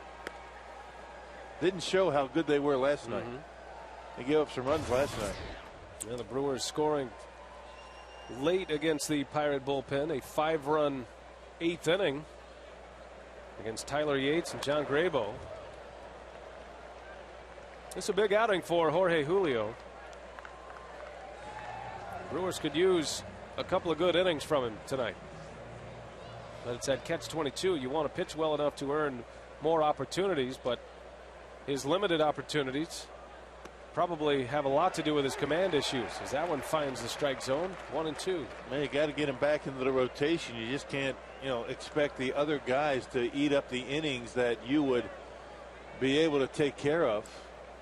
And because he's just not been effective enough. What comes first, right? Chicken or the egg? You find success, you get more innings. But sometimes you need more innings to find success. It's the former in the big leagues. 1-2. And Morgan lofts one out to Cameron. Yeah, so 2 up and 2 down for Jorge Julio. Well, tonight on CBS 58's 10 at 10. In just the first 10 minutes, you'll get your most important news and your complete first alert weather.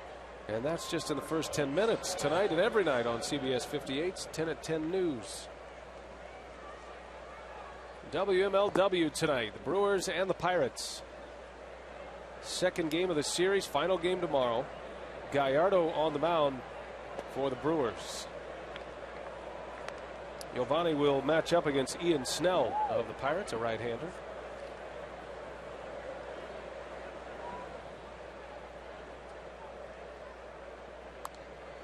Sanchez chases that slider from Julio. Ball and a strike. And that's a good slider right there. I mean, that's a slider that got Doug Melvin excited about him in the offseason.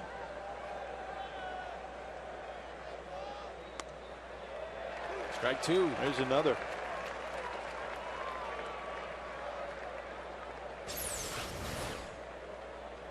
Nobody going to hit that.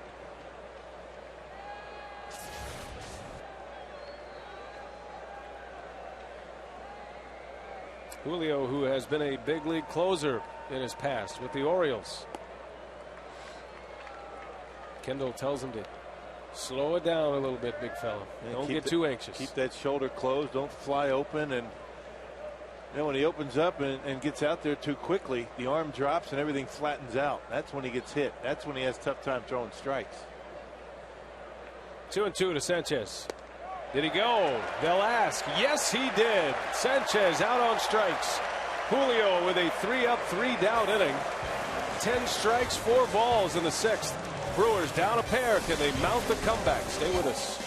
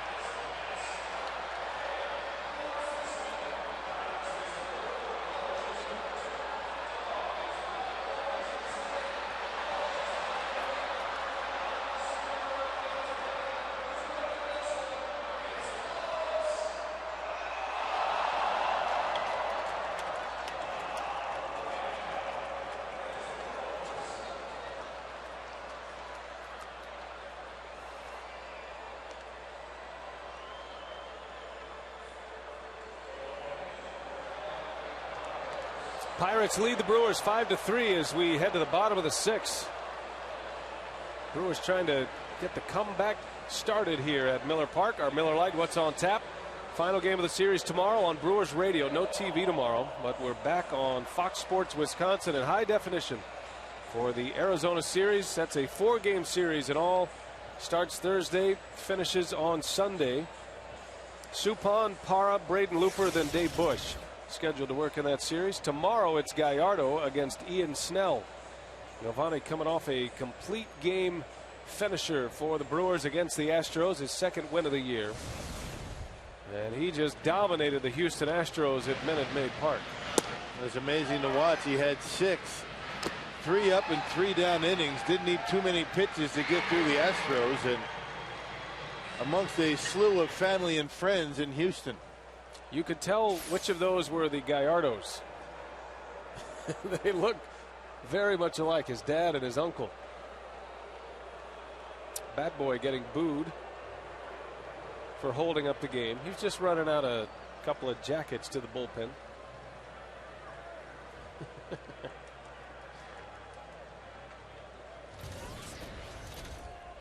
All right, back to work here. 6th inning. Brewers down a pair. Bill Hall to lead off, and he launches one into deep left center field. He's watching this one go, and it's gone. Bill Hall with a solo home run. Ambushing the first pitch from Mahalam. His 3rd of the year. Bernie takes the slide, and the Brewers are within a run.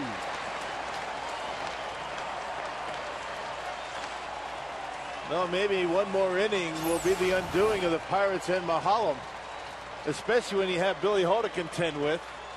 We talked about his success against the left-hander. That pitch was supposed to be on the outside corner, left it out over the plate, and Billy puts it in the Brewers bullpen. 107 pitches now for Paul Mahalam.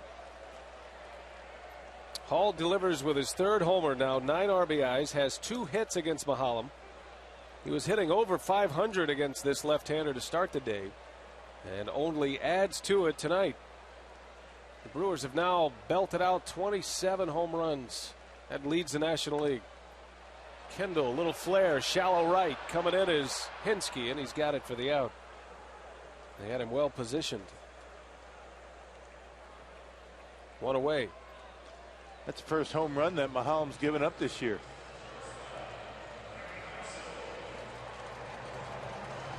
Sean Burnett's the lefty. Jesse Chavez, who pitched last night, the right-hander. Hall's kind of found his home run stroke here lately. Hall homered on Saturday in Houston, and he had one in the Dave Bush near no-hitter in Philadelphia. So all 3 coming in the last week. Counsell, his first at bat, he was into the game on the double switch.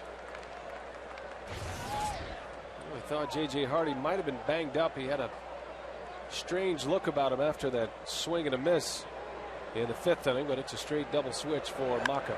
Counsell hits one hard, and it gets by Sanchez.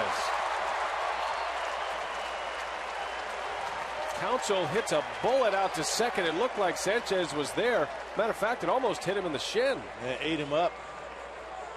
Like Craig Counsell's had a productive couple of at-bats in this series. Stayed right on it, lefty versus lefty, and that's going to be it for Mahalam. Kind of an in-between hop. Sanchez can't handle it. Now John Russell took the gamble. He let Mahalam hit for himself in the top of this frame, but has to pull him out here in the 6th. Here comes Chavez. The Brewers threatening here, down a run.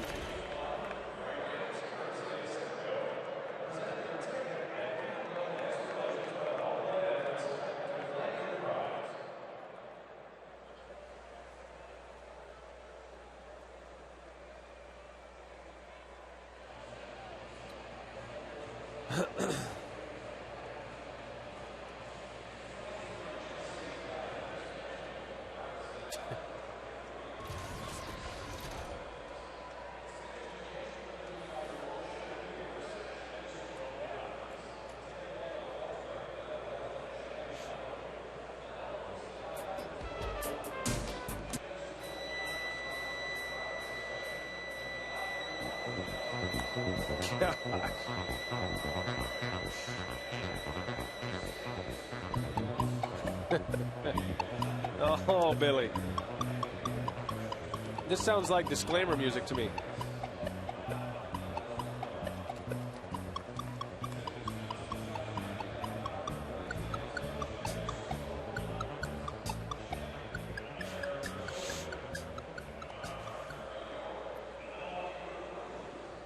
Chavez. Uh-huh. Did you say that about the home run? No, I didn't.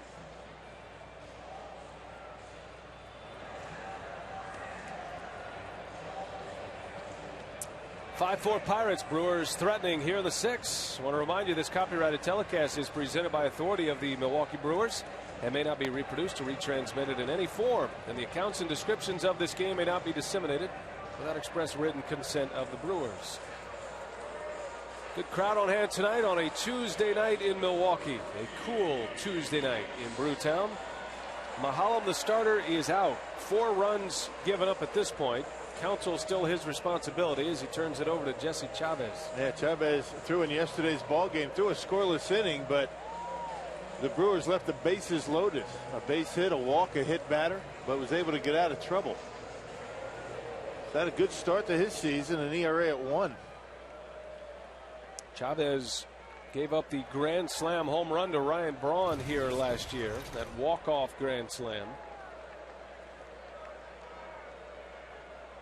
Facing Ricky Weeks. Brewers have a man on with 1 out. A run is in on a Billy Hall home run.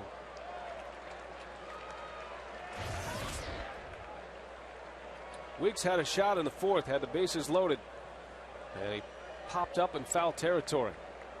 His first 2 times up, hit it right on the barrel. He lined out in the 1st to left, and then he singled to left in the 3rd. And he hits that one deep to left. This one's got a chance, and it is gone! Ricky Weeks, a 2-run home run. And just like that, the Brewers are on top.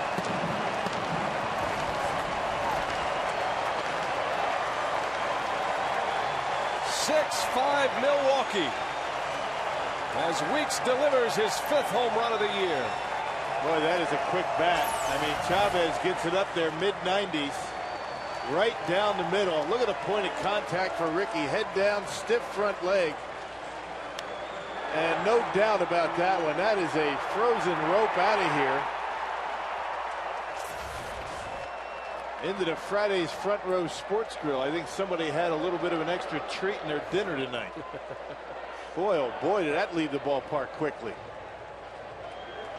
So 2 big bolts by the Brewers. Hall started the inning with a solo shot. Now Weeks a 2-run homer.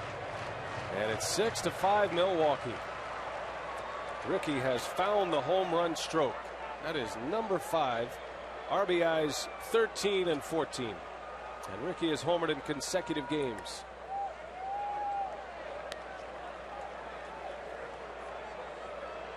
And many people expecting Ricky Weeks to have a breakout year this year, and he has given him that kind of start. He could easily have 3 hits tonight. And his home run here puts the Brewers on top. Remember, last night he came to the plate in a 2-1 Pirate lead. Hit a 3-run homer, put the Brewers ahead in the 2nd inning. And Hart finds the hole. That's a base hit. Corey Hart with a 2-hit game, and he's been aboard all 4 times at the plate. Top of the order having a pretty good day. I mean, those 3 guys at the top of the order have been on every single time just about, except for Ricky. Ricky's been out a couple of times, but the other 2 have been on base. That was a slider by Corey, and he's able to just get it out of the reach of Bixler. Hard with 2 hits and 2 walks. And he scored 2 runs. Ryan Braun drove him in twice. Top 3 have been on base 9 times. That's a recipe for success. The Brewers have the lead 6-5 here in the bottom of the 6th inning. You know, last night the Brewers top 5 in the order down to Cameron. 6 hits and 19 at-bats. 6 runs and 10 RBIs. That was last night. Tonight, they're 6 for 14. Which is why they're at the top of the order. Pretty good couple of days. Those are the guys you want to have up more than the other guys, right? Yeah, the top 5 in the order in the last 2 games against the Pirates. 15 RBIs and 10 runs scored.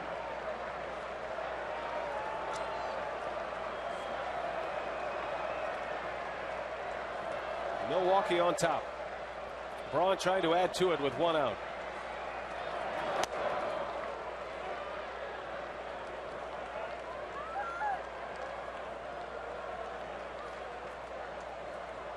This was the matchup that produced one of the greatest moments in Brewer history last year when Braun homered off Chavez with the bases loaded in extra innings, a walk-off win in the crunch of a pennant race. Hart takes off. Braun swings and fouls one back.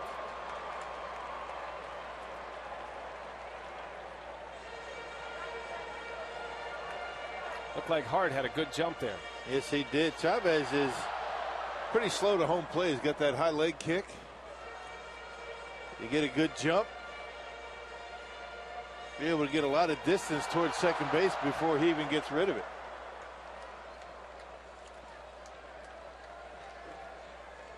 Hart has only one stolen base this year. Stole 20 last year. Stays put. Braun sends one high in the air to center. This is playable for Morgan. And that's out number 2.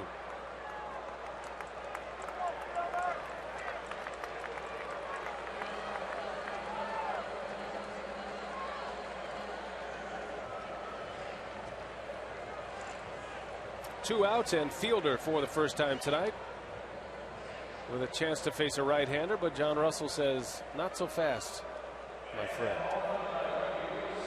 Pirate manager on his way to get Chavez. He's got a couple of lefties at his disposal out there. Brewers have taken the lead, and John Russell will go get Sean Burnett. We'll take a timeout. Lefty on lefty. Fielder coming to bat when we continue.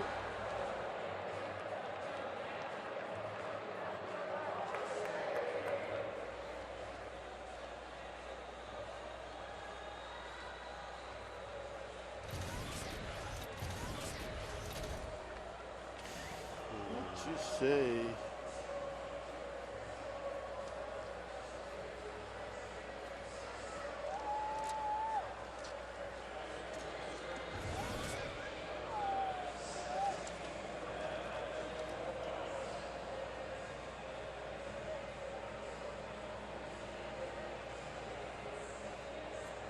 What you say? Hey, we got the rally nuts. They worked again. By the way, Renee, the rally almonds worked again. I like the rally nuts better. Those are like a rat terrier right there.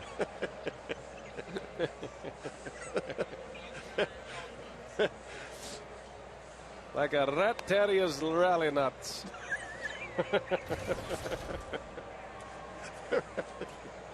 The rally nuts. Speaking of nuts, Dale Swain.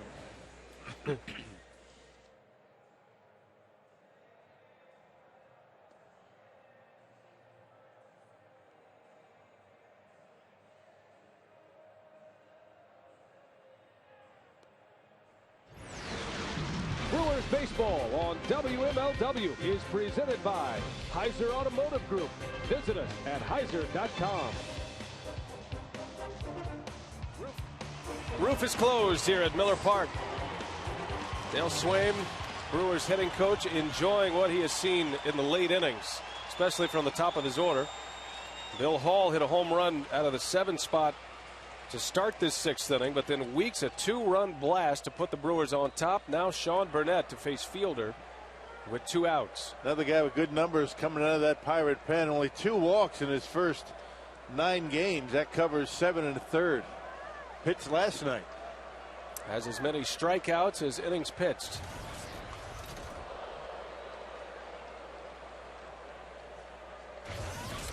Fielder has seen nothing but lefties tonight. He was 0 for 3 against Mahalem. Mahalem, incidentally, his book is closed with 5 1/3 and 5 earned runs. Will not factor in the decision. Right now, the loss, if the Brewers should hang on to win, would belong to Chavez. And Julio, the pitcher of record on the win side for Milwaukee. Long way to go in this one. It's only the 6th inning. Fielder trying to add to it. Corey Hart over at first.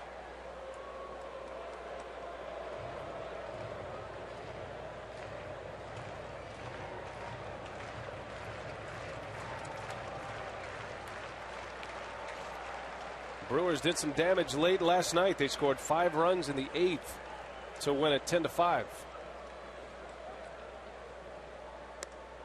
You could see how Burnett would be tough on left-handers across his body. Yeah, amazing he has such good command. Bit of a herky-jerky delivery, and as you mentioned, across his body. One of the rare left-handers that works from the third base side of the rubber.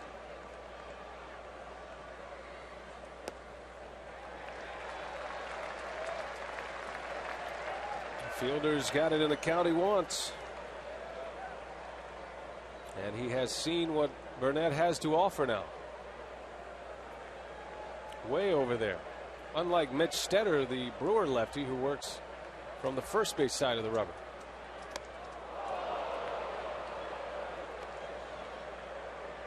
Three and 2.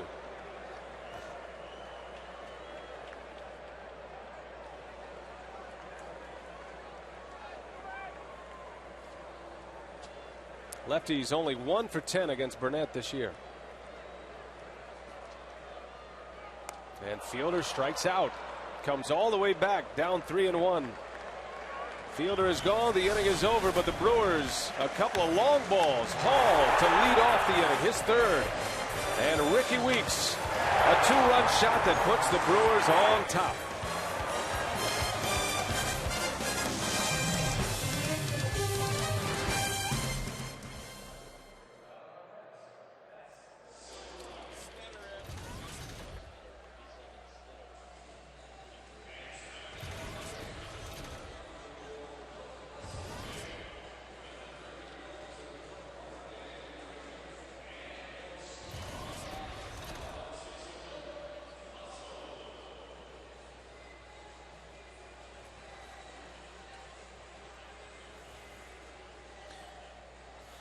Can Trevor Hoffman pitch?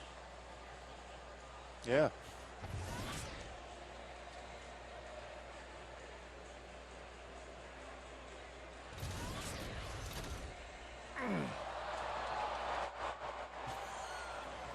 You okay?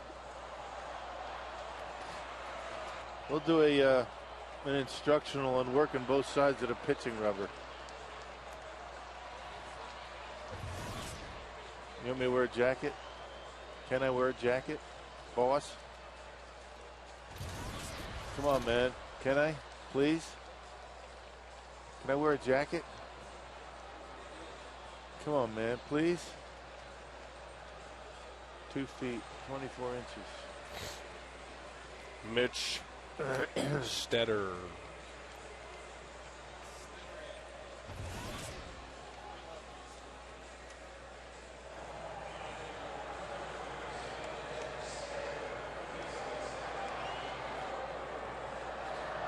Well, 5 runs in 2 innings has the Brewers on top 6-5 as we head to the 7th inning. And just a reminder, on Saturday, May 2nd, this coming Saturday against the Diamondbacks, the first 10,000 kids 16 and under get a set of Brewers Police baseball trading cards, and each card features a positive message on the back.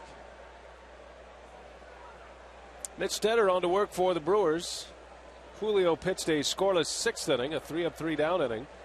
And now Stetter will have the 7th. Well, 3 left-handers in a row, Moss, LaRoche, and Hinsky. That's why you see Mitch Stetter in the ball game for the 11th time already this year. Left-handed hitters 2 for 14 against Stetter this year. Hinsky taking a big rip early. Excuse me, Moss leading away. Moss singled back in the 1st inning. Hinsky's done the damage. Hinsky had a 2 RBI double in the 3rd.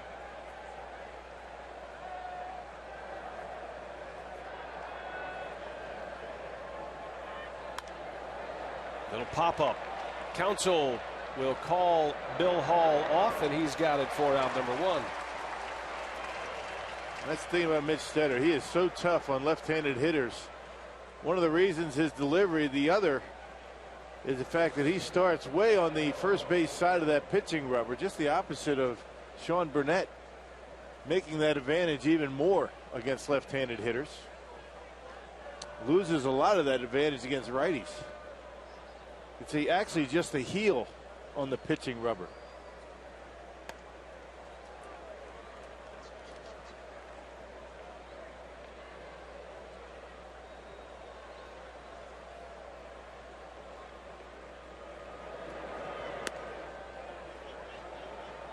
Stetter, an Indiana native, and the splits pretty good for him this year. Lefty's now 2 for 15 against him. He actually had a lot of success against right-handers last year. Ned Yost would use Stetter to face lefties and righties if it meant a matchup scenario where left-handers were split. The funky delivery of Mitch Stetter, and LaRoche out in front of that breaking ball. 2-2. And Mitch Stetter did a nice job against Craig Monroe last night late in the ball game. You can see that delivery, only the heel on the pitching rubber. As long as some part of that foot is touching that rubber, you're okay. And a 2-2 is a fastball. One thing about having one left-hander in the bullpen, you have to feel like he can get a right-hander out when you only have one guy out there. Now, R.J. Swindle was outrighted to AAA when Hoffman was activated. LaRoche serves one into left. Braun's right there for it. And 2 up and 2 down for Mitch Stetter. Another good pitch. Had him out in front of it. But when he throws strikes, he is very tough against left-handers and right-handers, as you talked about. He threw a nice pitch, as I mentioned, to Craig Monroe, a slider, one of those back leg sliders. Able to strike him out. Monroe, a right-handed hitter. Falls into problems when he walks batters, but who doesn't? Henske takes a strike. Coffey would be next. And in a perfect world, Maka would have Coffey pitch the 8th inning. And then Hoffman the 9th. Another good breaking ball from Stetter. You can see what the addition of Trevor Hoffman does to Ken Maka's bullpen. Certainly defines the roles for everyone. That one's into center field. Cameron says he's got it, and a nice 3 up, 3 down for Stetter. Sit Coffey down, he says. Stetter will start the 8th. Brewers lead 6-5.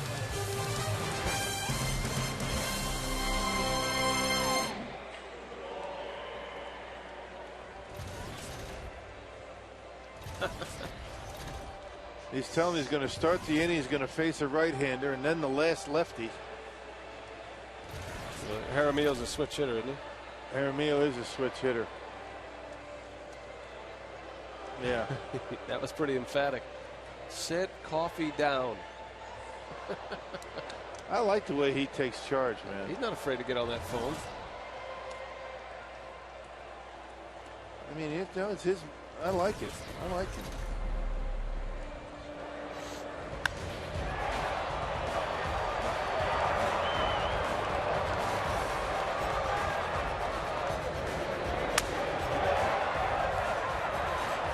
Doesn't keep that ball fair. Oh.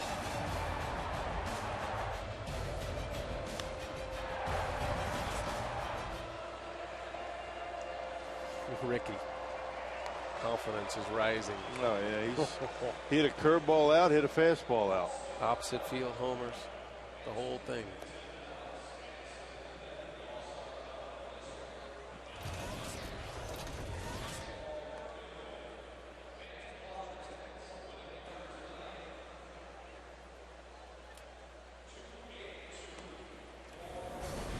Our Usigers game summary. The Pirates and the Brewers. Second game of the series. Jason Jaramillo, a Wisconsin native from the Racine area. He drove in a pair of runs in the 5th inning. Ryan Braun, though, had an RBI double, his second RBI of the game. Driving in Hart twice tonight. Bill Hall led off the 6th with a home run. That brought the Brewers to within a run. Then Ricky Weeks, the big blow so far. A 2-run shot. And from a 1-run deficit to a 1-run lead. And that's where we sit. 6-5 Milwaukee. Bottom of the 7th inning from Miller Park. And Mike Cameron will lead off. Pitcher spot due up next. Brad Nelson already with a bat in his hands. Ken Maka has got to start believing that he's never out of a ball game. Down 5-1, one of the hottest pitchers in the league. And his offense just explodes in the last 2 innings.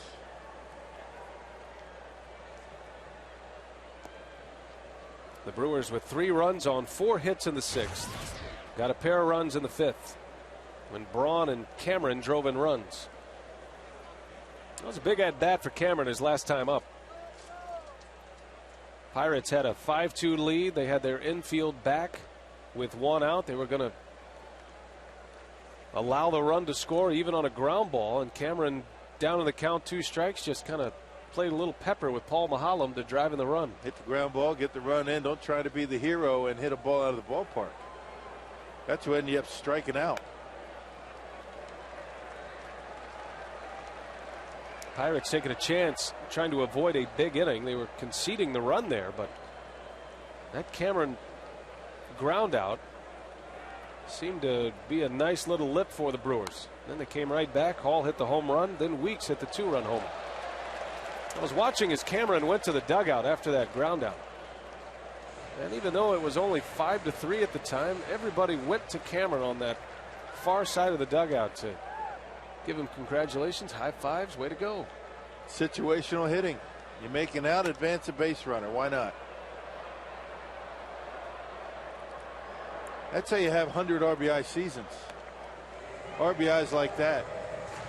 The ones that they give you. All you got to do is put it in play. Cameron has driven in 13 runs in this, the 20th game.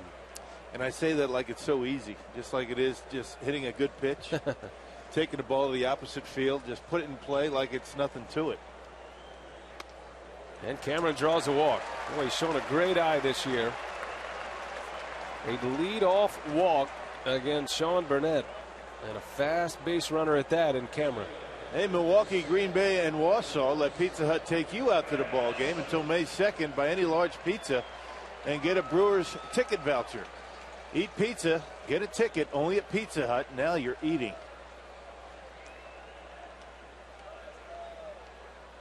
Cameron aboard for Brad Nelson, who will pinch hit in the pitcher spot. And his first hit of the year can't come soon enough. A lot of his at-bats have been against lefties.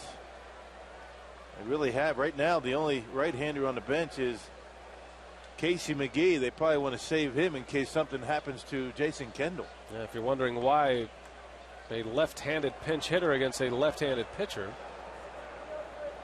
Mike Rivera left this game with a sprained left ankle. So Kendall forced into action. McGee left as the last catcher. And if you burn Casey McGee as a pinch hitter, you've got Craig Counsell left. And I don't think Craig would appreciate that. And Nelson strikes out. So 1 gone. Nelson, 3 wicked breaking balls from Shane Burnett. Well, it's got to be frustrating for Nelly, as good of a spring as he's had, and they just have not been able to get anything going.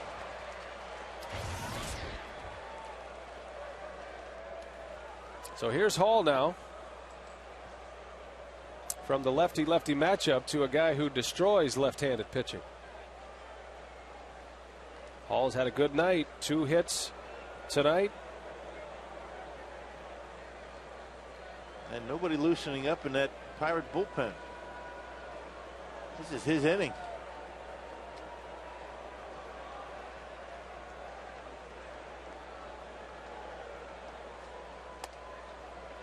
Strike 1. Take you back to the 6th. Hall leading off last inning. First pitch from Mahalem. He drilled one into the Brewer bullpen. And that brought the Crew within a run at the time. Hall with 3 home runs in the last week.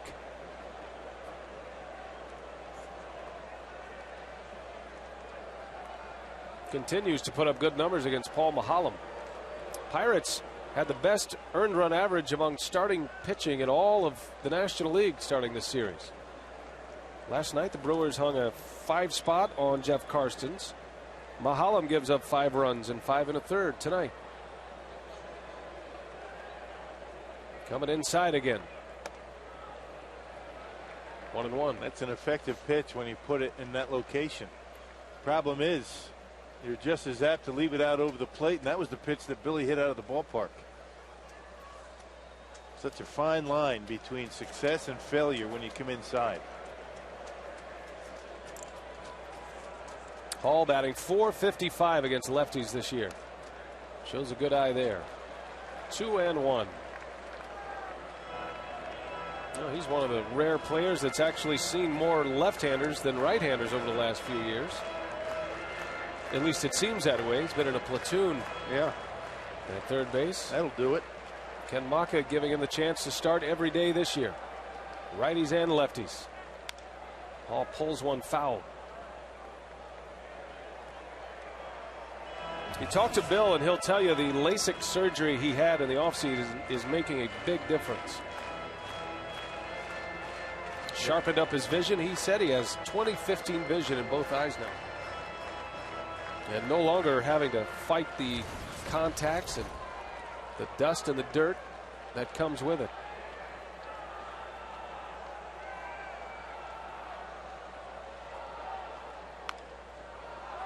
That is a foul ball. Well, Brian McCann's going through a tough time, isn't he, with his eyesight right now? Yeah. Atlanta Braves catcher, superstar. He might require surgery, Brian McCann. He's actually down in the minor leagues right now, seeing if this procedure worked and if he's going to actually need surgery. Well, you can imagine you lose your eyesight.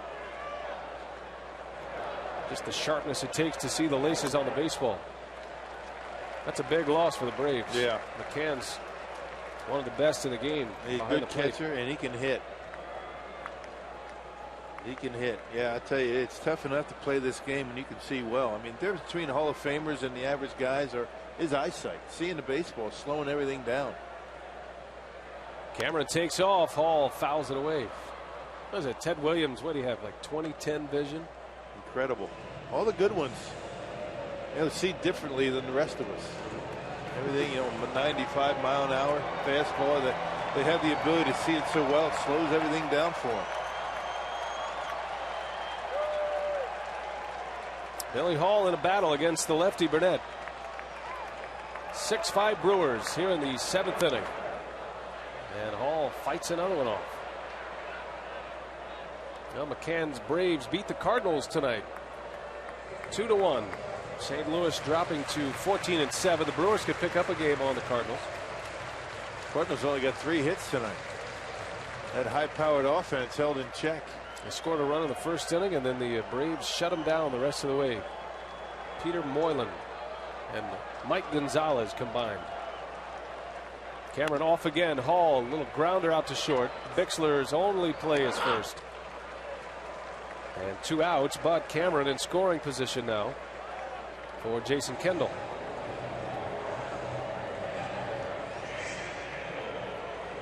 Phillies beat the Nationals tonight 7-1. Cole Hamels had to leave the game in the 5th inning with an ankle injury.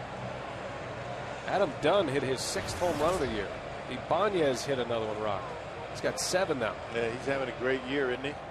Chase Utley hit 2 in the game. Yeah, so much for learning a new league. Feliz off to a good start as well. His 2nd homer. Ibanez hit a grand slam last night. Phillies had 2 grand slams in that game against Washington. And there have now been 26 grand slams hit in the big leagues already this year. Man. On a record pace. Kendall will be intentionally walked to set up the matchup with Counsell.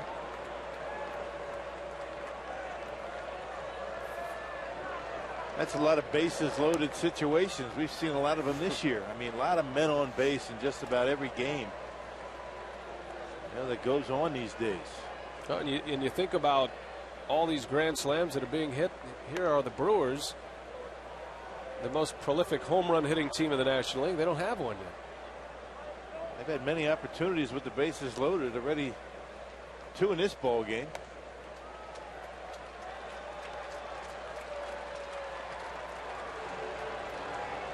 So the Pirates setting up the matchup here with Burnett and Counsell.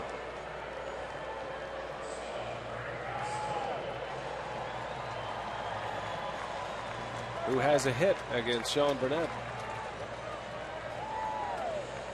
Counsell single to right. He hit a bullet off Mahalem his last time up.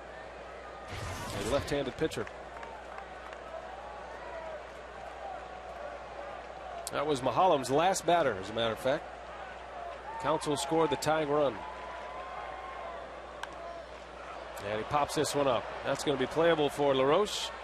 The inning is over. The Brewers fail to score. They lead 6-5. Getting into the late innings now. We head to the 8th.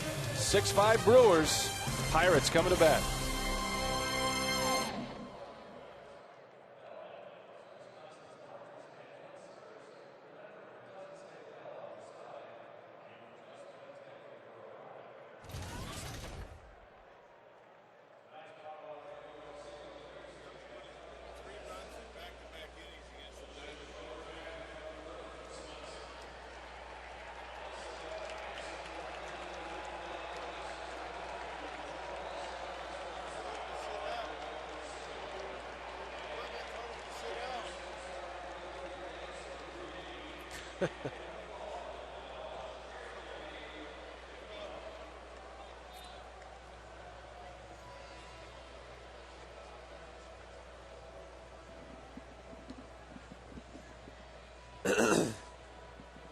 I'm here.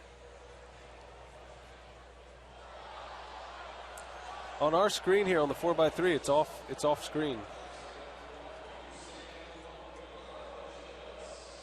If it matters. On the what? On ours, it's off. It's off the screen. What is? The Ricky Weeks is not even in the. Well, which ones are they? What's the one on the left? Okay. All right. Cool. I get it. Look at that monitor. Sweet. Sweet. Tweak. Can we Twitter that? Or tweeter? Twitter Twitty it. dumb. Why don't you Twitter it first and tell everybody I'm going to do it.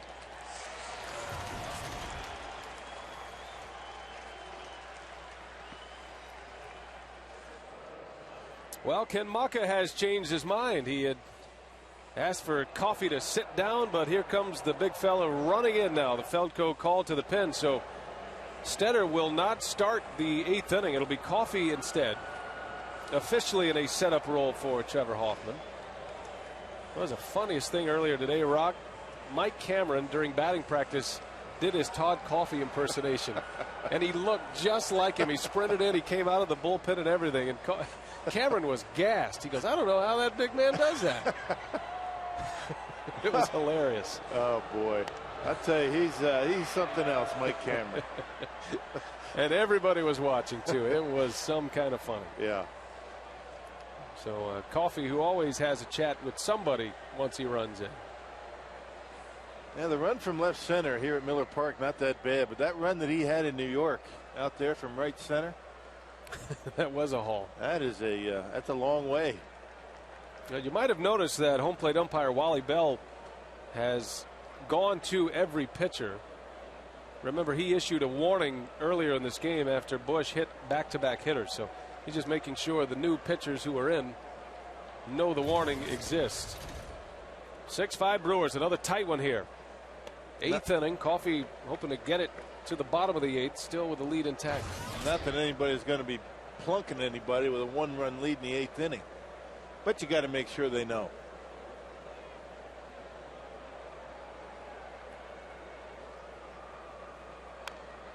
Andy LaRoche leads the way. Well, I wonder what changed Maka's mind there. He had LaRoche ready to lead off. As we went to the last break, we saw Maka clearly asking for Coffey to sit down. He was on the phone to the bullpen.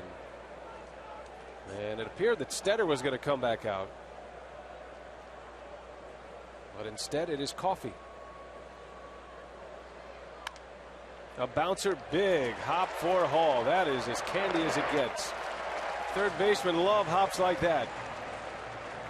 And LaRoche is retired. You know, when Coffey gets on top of that fastball, third baseman's going to get a lot of those. That sinker ends up down and in. Left side of the diamond, beware. You love when Todd Coffey is getting ground balls.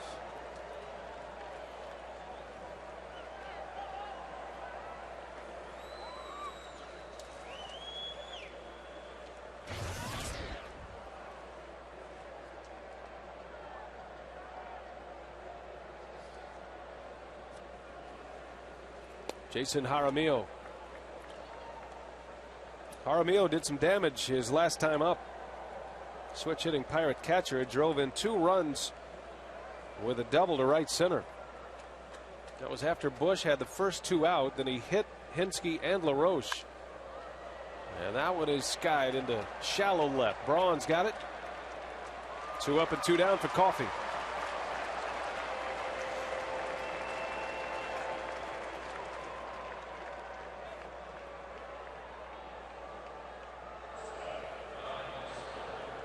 And it's working towards Trevor time.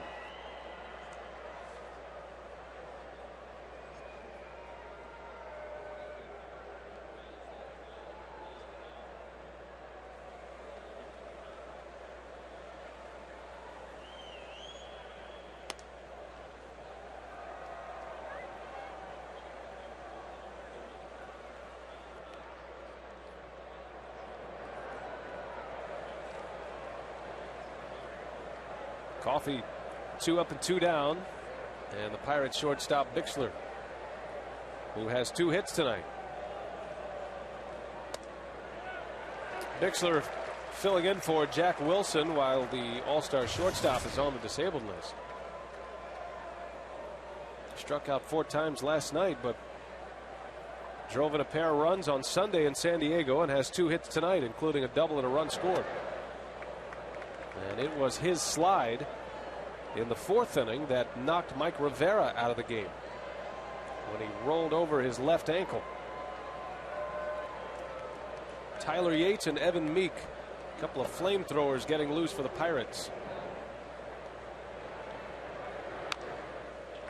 2 balls, 2 strikes on Bixler. And not often that you see 2 right-handed pitchers or 2 lefties up at the same time. I would imagine John Russell's going to use one if they're behind and the other if they're tied. If the Pirates are able to either get a lead or tie it up. It might be Yates. If it stays the way it is, it's probably going to be Meek. We'll see. Both pitched last night. And Bixler gone on strikes. Kendall has to secure it at first. Does so. And how about the bullpen so far? 9 up, 9 down. Top of the order coming up for the Brewers. We head to the bottom of the 8th. 6-5 Milwaukee.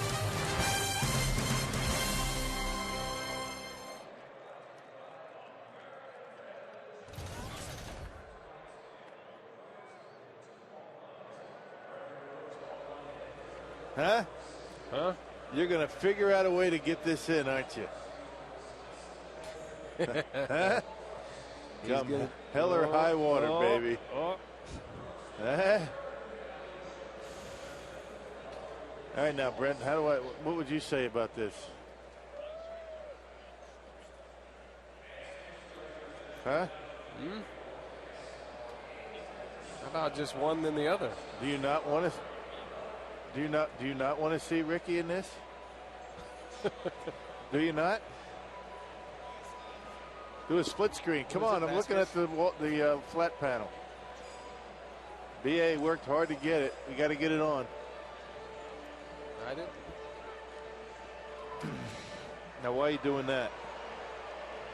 Huh, Dino? Are you trying to be funny like my partner? You too?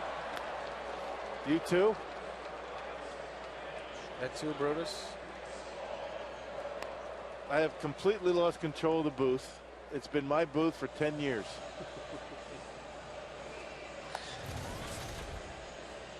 Oh, boy.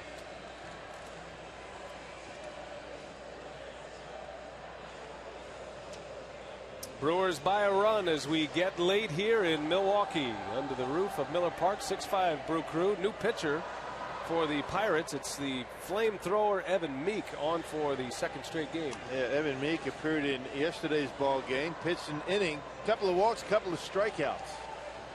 I guess a guy that throws hard, you're going to expect that.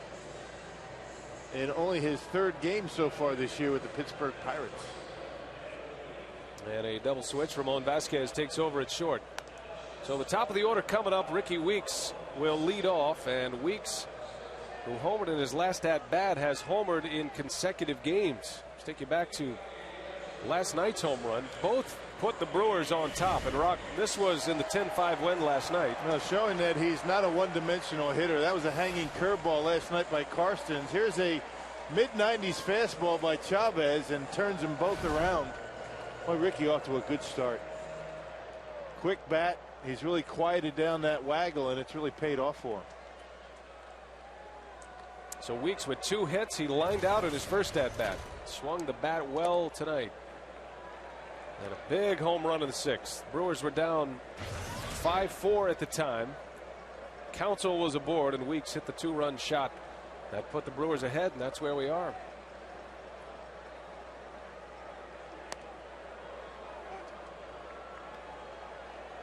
So far, the Brewers bullpen has been spot on.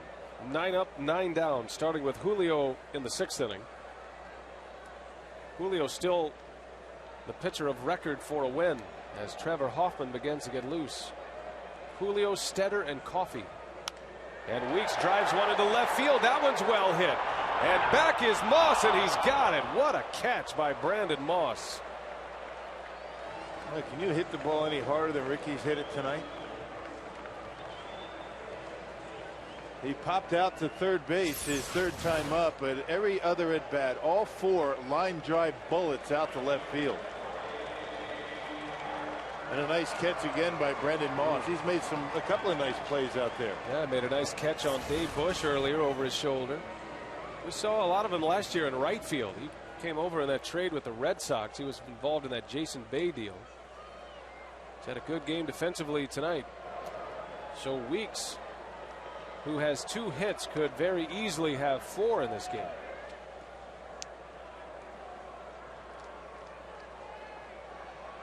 Stinging the ball tonight.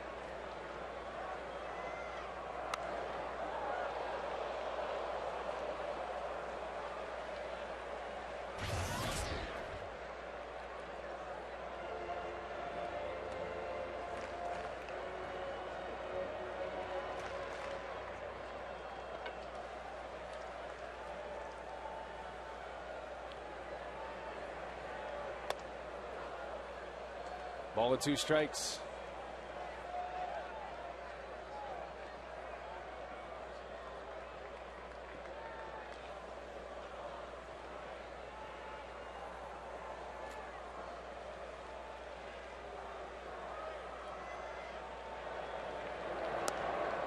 Evan Meeks showed a big fastball last night. He was up there in the 97, 98 mile an hour range in his 1 inning. Pitched a scoreless 7th. He walked 2, but he struck out 2. Actually struck out Hart yesterday. And Corey lays off a sharp slider. You know, from one year to the next, you're always looking for improvement. Every hitter does that, tries to make adjustments. And for guys like Hart and Bill Hall, laying off the slider has been the biggest difference. And that's something that Dale Swaim has him moving in the right direction with. That one almost hit him. And Hart is aboard. So he let him get away. The Brewers have a base runner. And 3 walks tonight for Corey Hart. And the Brewers have been issued a lot of base on balls. But the Pirates have been able to dodge the bullet. Only 1 of the walks have scored tonight. Now the Brewers in back-to-back innings, stranded, bases loaded. They've been issued 8 walks tonight, and only 1 has come across home plate. One of those walks intentional. Braun has walked once.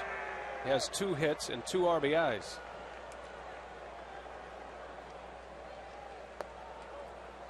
That's one way you know a player's status is elevating into superstar status. The number of flashbulbs that are popping during an at-bat. And that number is increasing by the home run. Braun singled in a run in the 1st. He doubled in a run with a broken bat in the 5th. That 5th inning is going to go down as a key inning if the Brewers win this game. Excellent base running. Braun able to keep an inside pitch fair. He broke his bat, but Hart was able to score all the way from first on that play. Braun stretched it into a double, and then he would end up scoring on a ground out. Hart takes off. Braun takes the pitch. Jaramil's throw is late, and Hart has a stolen base. His second of the year. And now Corey Hart in scoring position for Ryan Braun. Yeah, Corey's been trying to run all night and finally able to get a pitch that he liked. Big, high, slow leg kick by Meek. And by the time the ball gets there, hits Corey in the back. Big jump, good lead. No contest. And maybe a bruise to show for it on the backside. In a good spot. You can play with that one.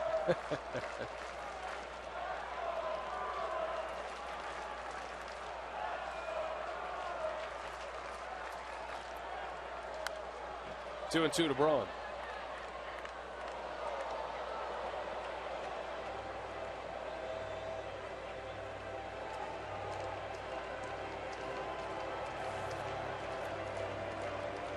Braun caught fire on the road trip.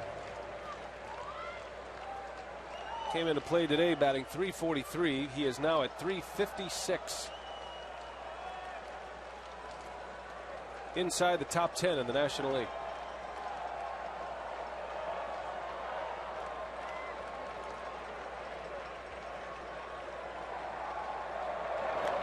Chased one there. Slider from Meek. Braun strikes out. Second out of the inning. Hart still at second base as Meek shows a wicked slider against Ryan Braun. I haven't seen Ryan do that in a while. Maybe a couple of times early in the season, but you know, Meek with 2 strikes, when he gets it away from that right-hand hitter and gets that tilt on, that's a tough pitch to lay off of. Well, with his kind of stuff, he's a guy you don't want to get behind on. Or if you're a hitter, you want to get down in the count as they're going to go ahead and walk. Fielder almost threw that one to the backstop.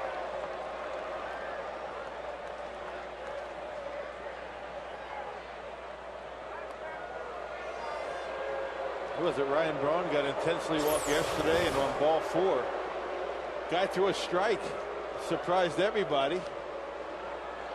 John Hirschbeck called it a ball because he never saw it. He was looking somewhere else.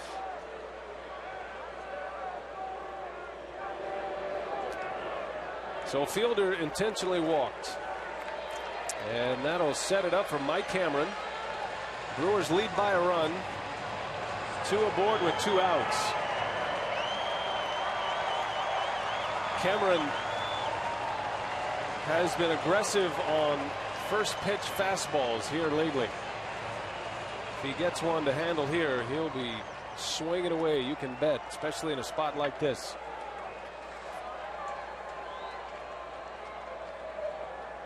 First time Fielder's been aboard tonight. 6-5 Milwaukee here in the 8th. Started him with a slider. Meek must have heard you. Did I give that away again? He did. Sorry about that. There you go again. Cameron hit a home run the other day, and we asked him to take us through the at-bat. He said, ambush and old man strength. The key to his success. He's anything but an old man. Yeah, I don't know about the old man thing, but ambush, nothing wrong with that. Ambush won yesterday. Yes, he did. Cameron hit the first pitch out of the ballpark in the 3rd inning off Karstens. His 5th home run of the year. Cameron has an RBI tonight. Bit on twice.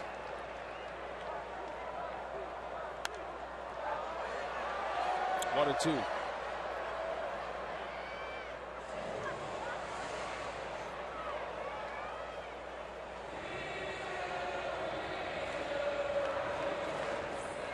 What's interesting about Cameron is he's so athletic, even at 36 years of age. He's in such great shape. As he puts it, he's been able to hang around in this game long enough to now take the advice he's actually giving to his kids who are ball players. Most guys are out of the game by now. Right. He has pep talks with his kids. Says, hey, that was pretty good. I think I'm going to use that. 1 and 2. Little half swing roller on a slider. And LaRoche will take it to the bag. So That is the inning, and the stage is set. Trevor Hoffman, a chance at his first save as a Milwaukee Brewer.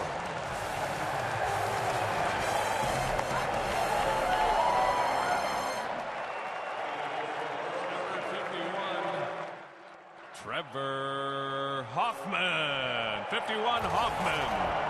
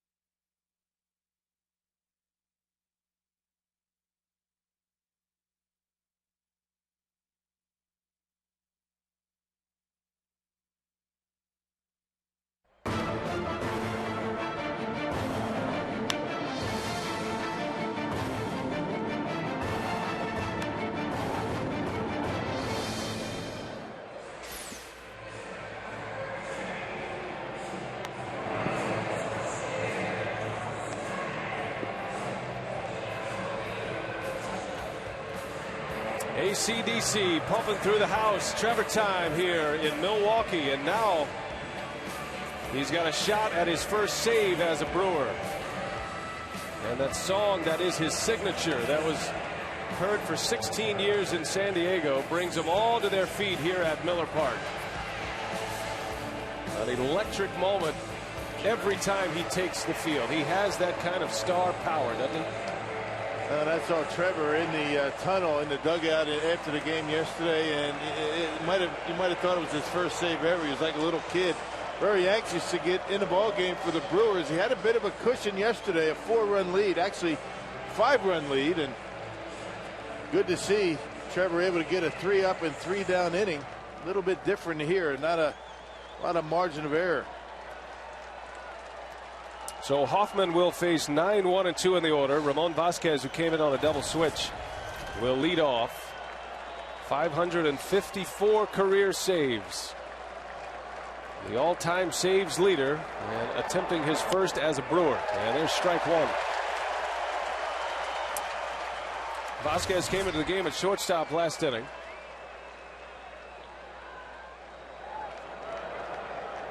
Brewers took the lead on a Ricky Weeks home run in the 6th. Steve right two. He just pours those strikes in, about mid-80s with the fastball, 85, 86. Perfect location on the corners.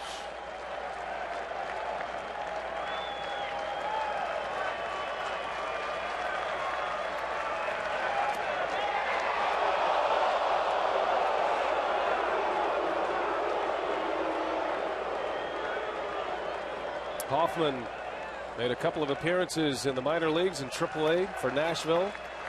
An oblique injury had him on the shelf until yesterday. Just missed. Arguably the best changeup in baseball. I mean, it's been like that for a long, long time, and it's still there for him. Although the velocity is not what it used to be, he still has that terrific changeup. 2-2 the count on Vasquez. And there's a base hit to right. So the Pirates with a leadoff man aboard and back to the top of their order now. And it was a changeup up in the strike zone. Vasquez just able to get enough of it to get it into right field. Well, let's get you caught up here as Hoffman The changeup gets hit to right.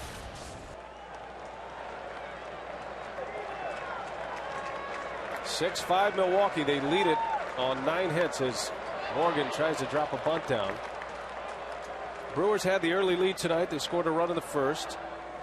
Pirates got a couple in the 3rd inning. Added one in the 4th, 2 more in the 5th. And at one point, it was 5-1 Pittsburgh. The Pirates playing for the tie here on the road. Interesting, because you don't figure Nyjer Morgan to ground into a double play. But given the Brewers an out, he'll take it.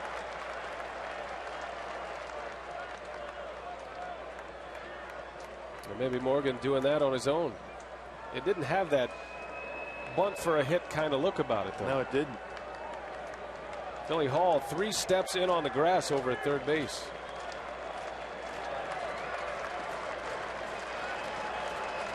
Pirates with the tying run at first.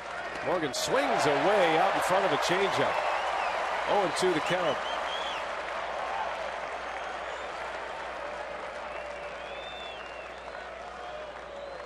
And when the skillet is at its hottest in the 9th inning in a game like this, Hoffman backs off. 72-mile-an-hour pitch, that last one.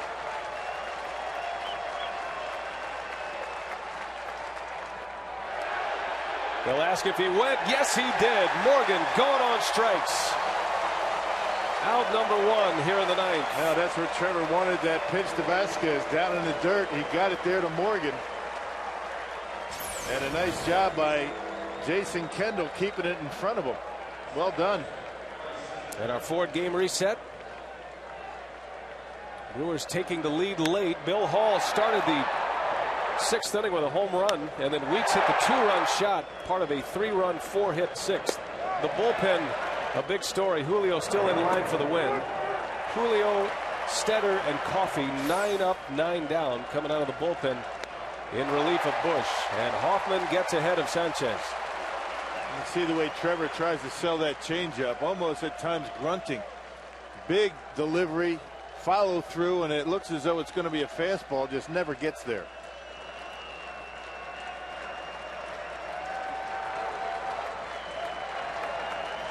Pirates down to their final 2 outs, and Sanchez could not wait back on that one. 0-2.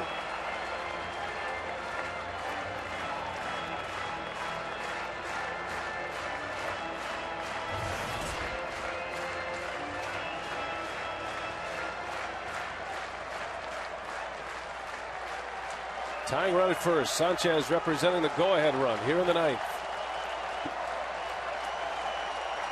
Trevor Hoffman pitching in consecutive games. Ball and 2 strikes. Cardinals have lost tonight. The leaders of the division. Brewers can pick up a game and get back to 500 with a win here this evening.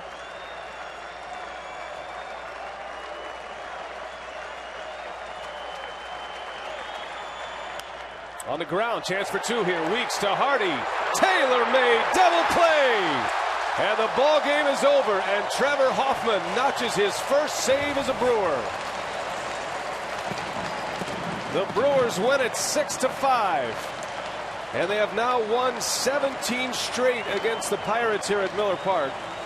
And Rock, they've won 14 in a row overall against this ball club and came from behind to do it. Oh, and that's the way it's kind of been for the Pirates, not only here but in general against the Brewers. It always seems like they're in the ball game, but just haven't been able to get that big hit or that big pitch. How about kudos to that Brewer bullpen?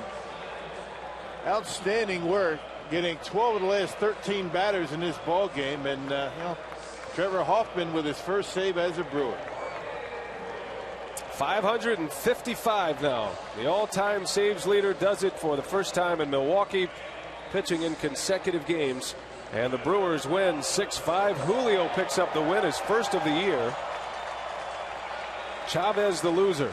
And the Brewers have won their 3rd straight series. Well, that'll do it for us from Miller Park, where the final score is the Brewers 6 and the Pirates 5. Don't forget, you can catch Game 1 of the Brewers series against the Diamondbacks Thursday on Fox Sports Wisconsin. Coverage begins at 6:30 with Brewers Live. For now, so long from Miller Park. Stay tuned. The Bonnie Hunt Show is coming up next. The Brewers come up a winner tonight, 6-5 over the Pirates.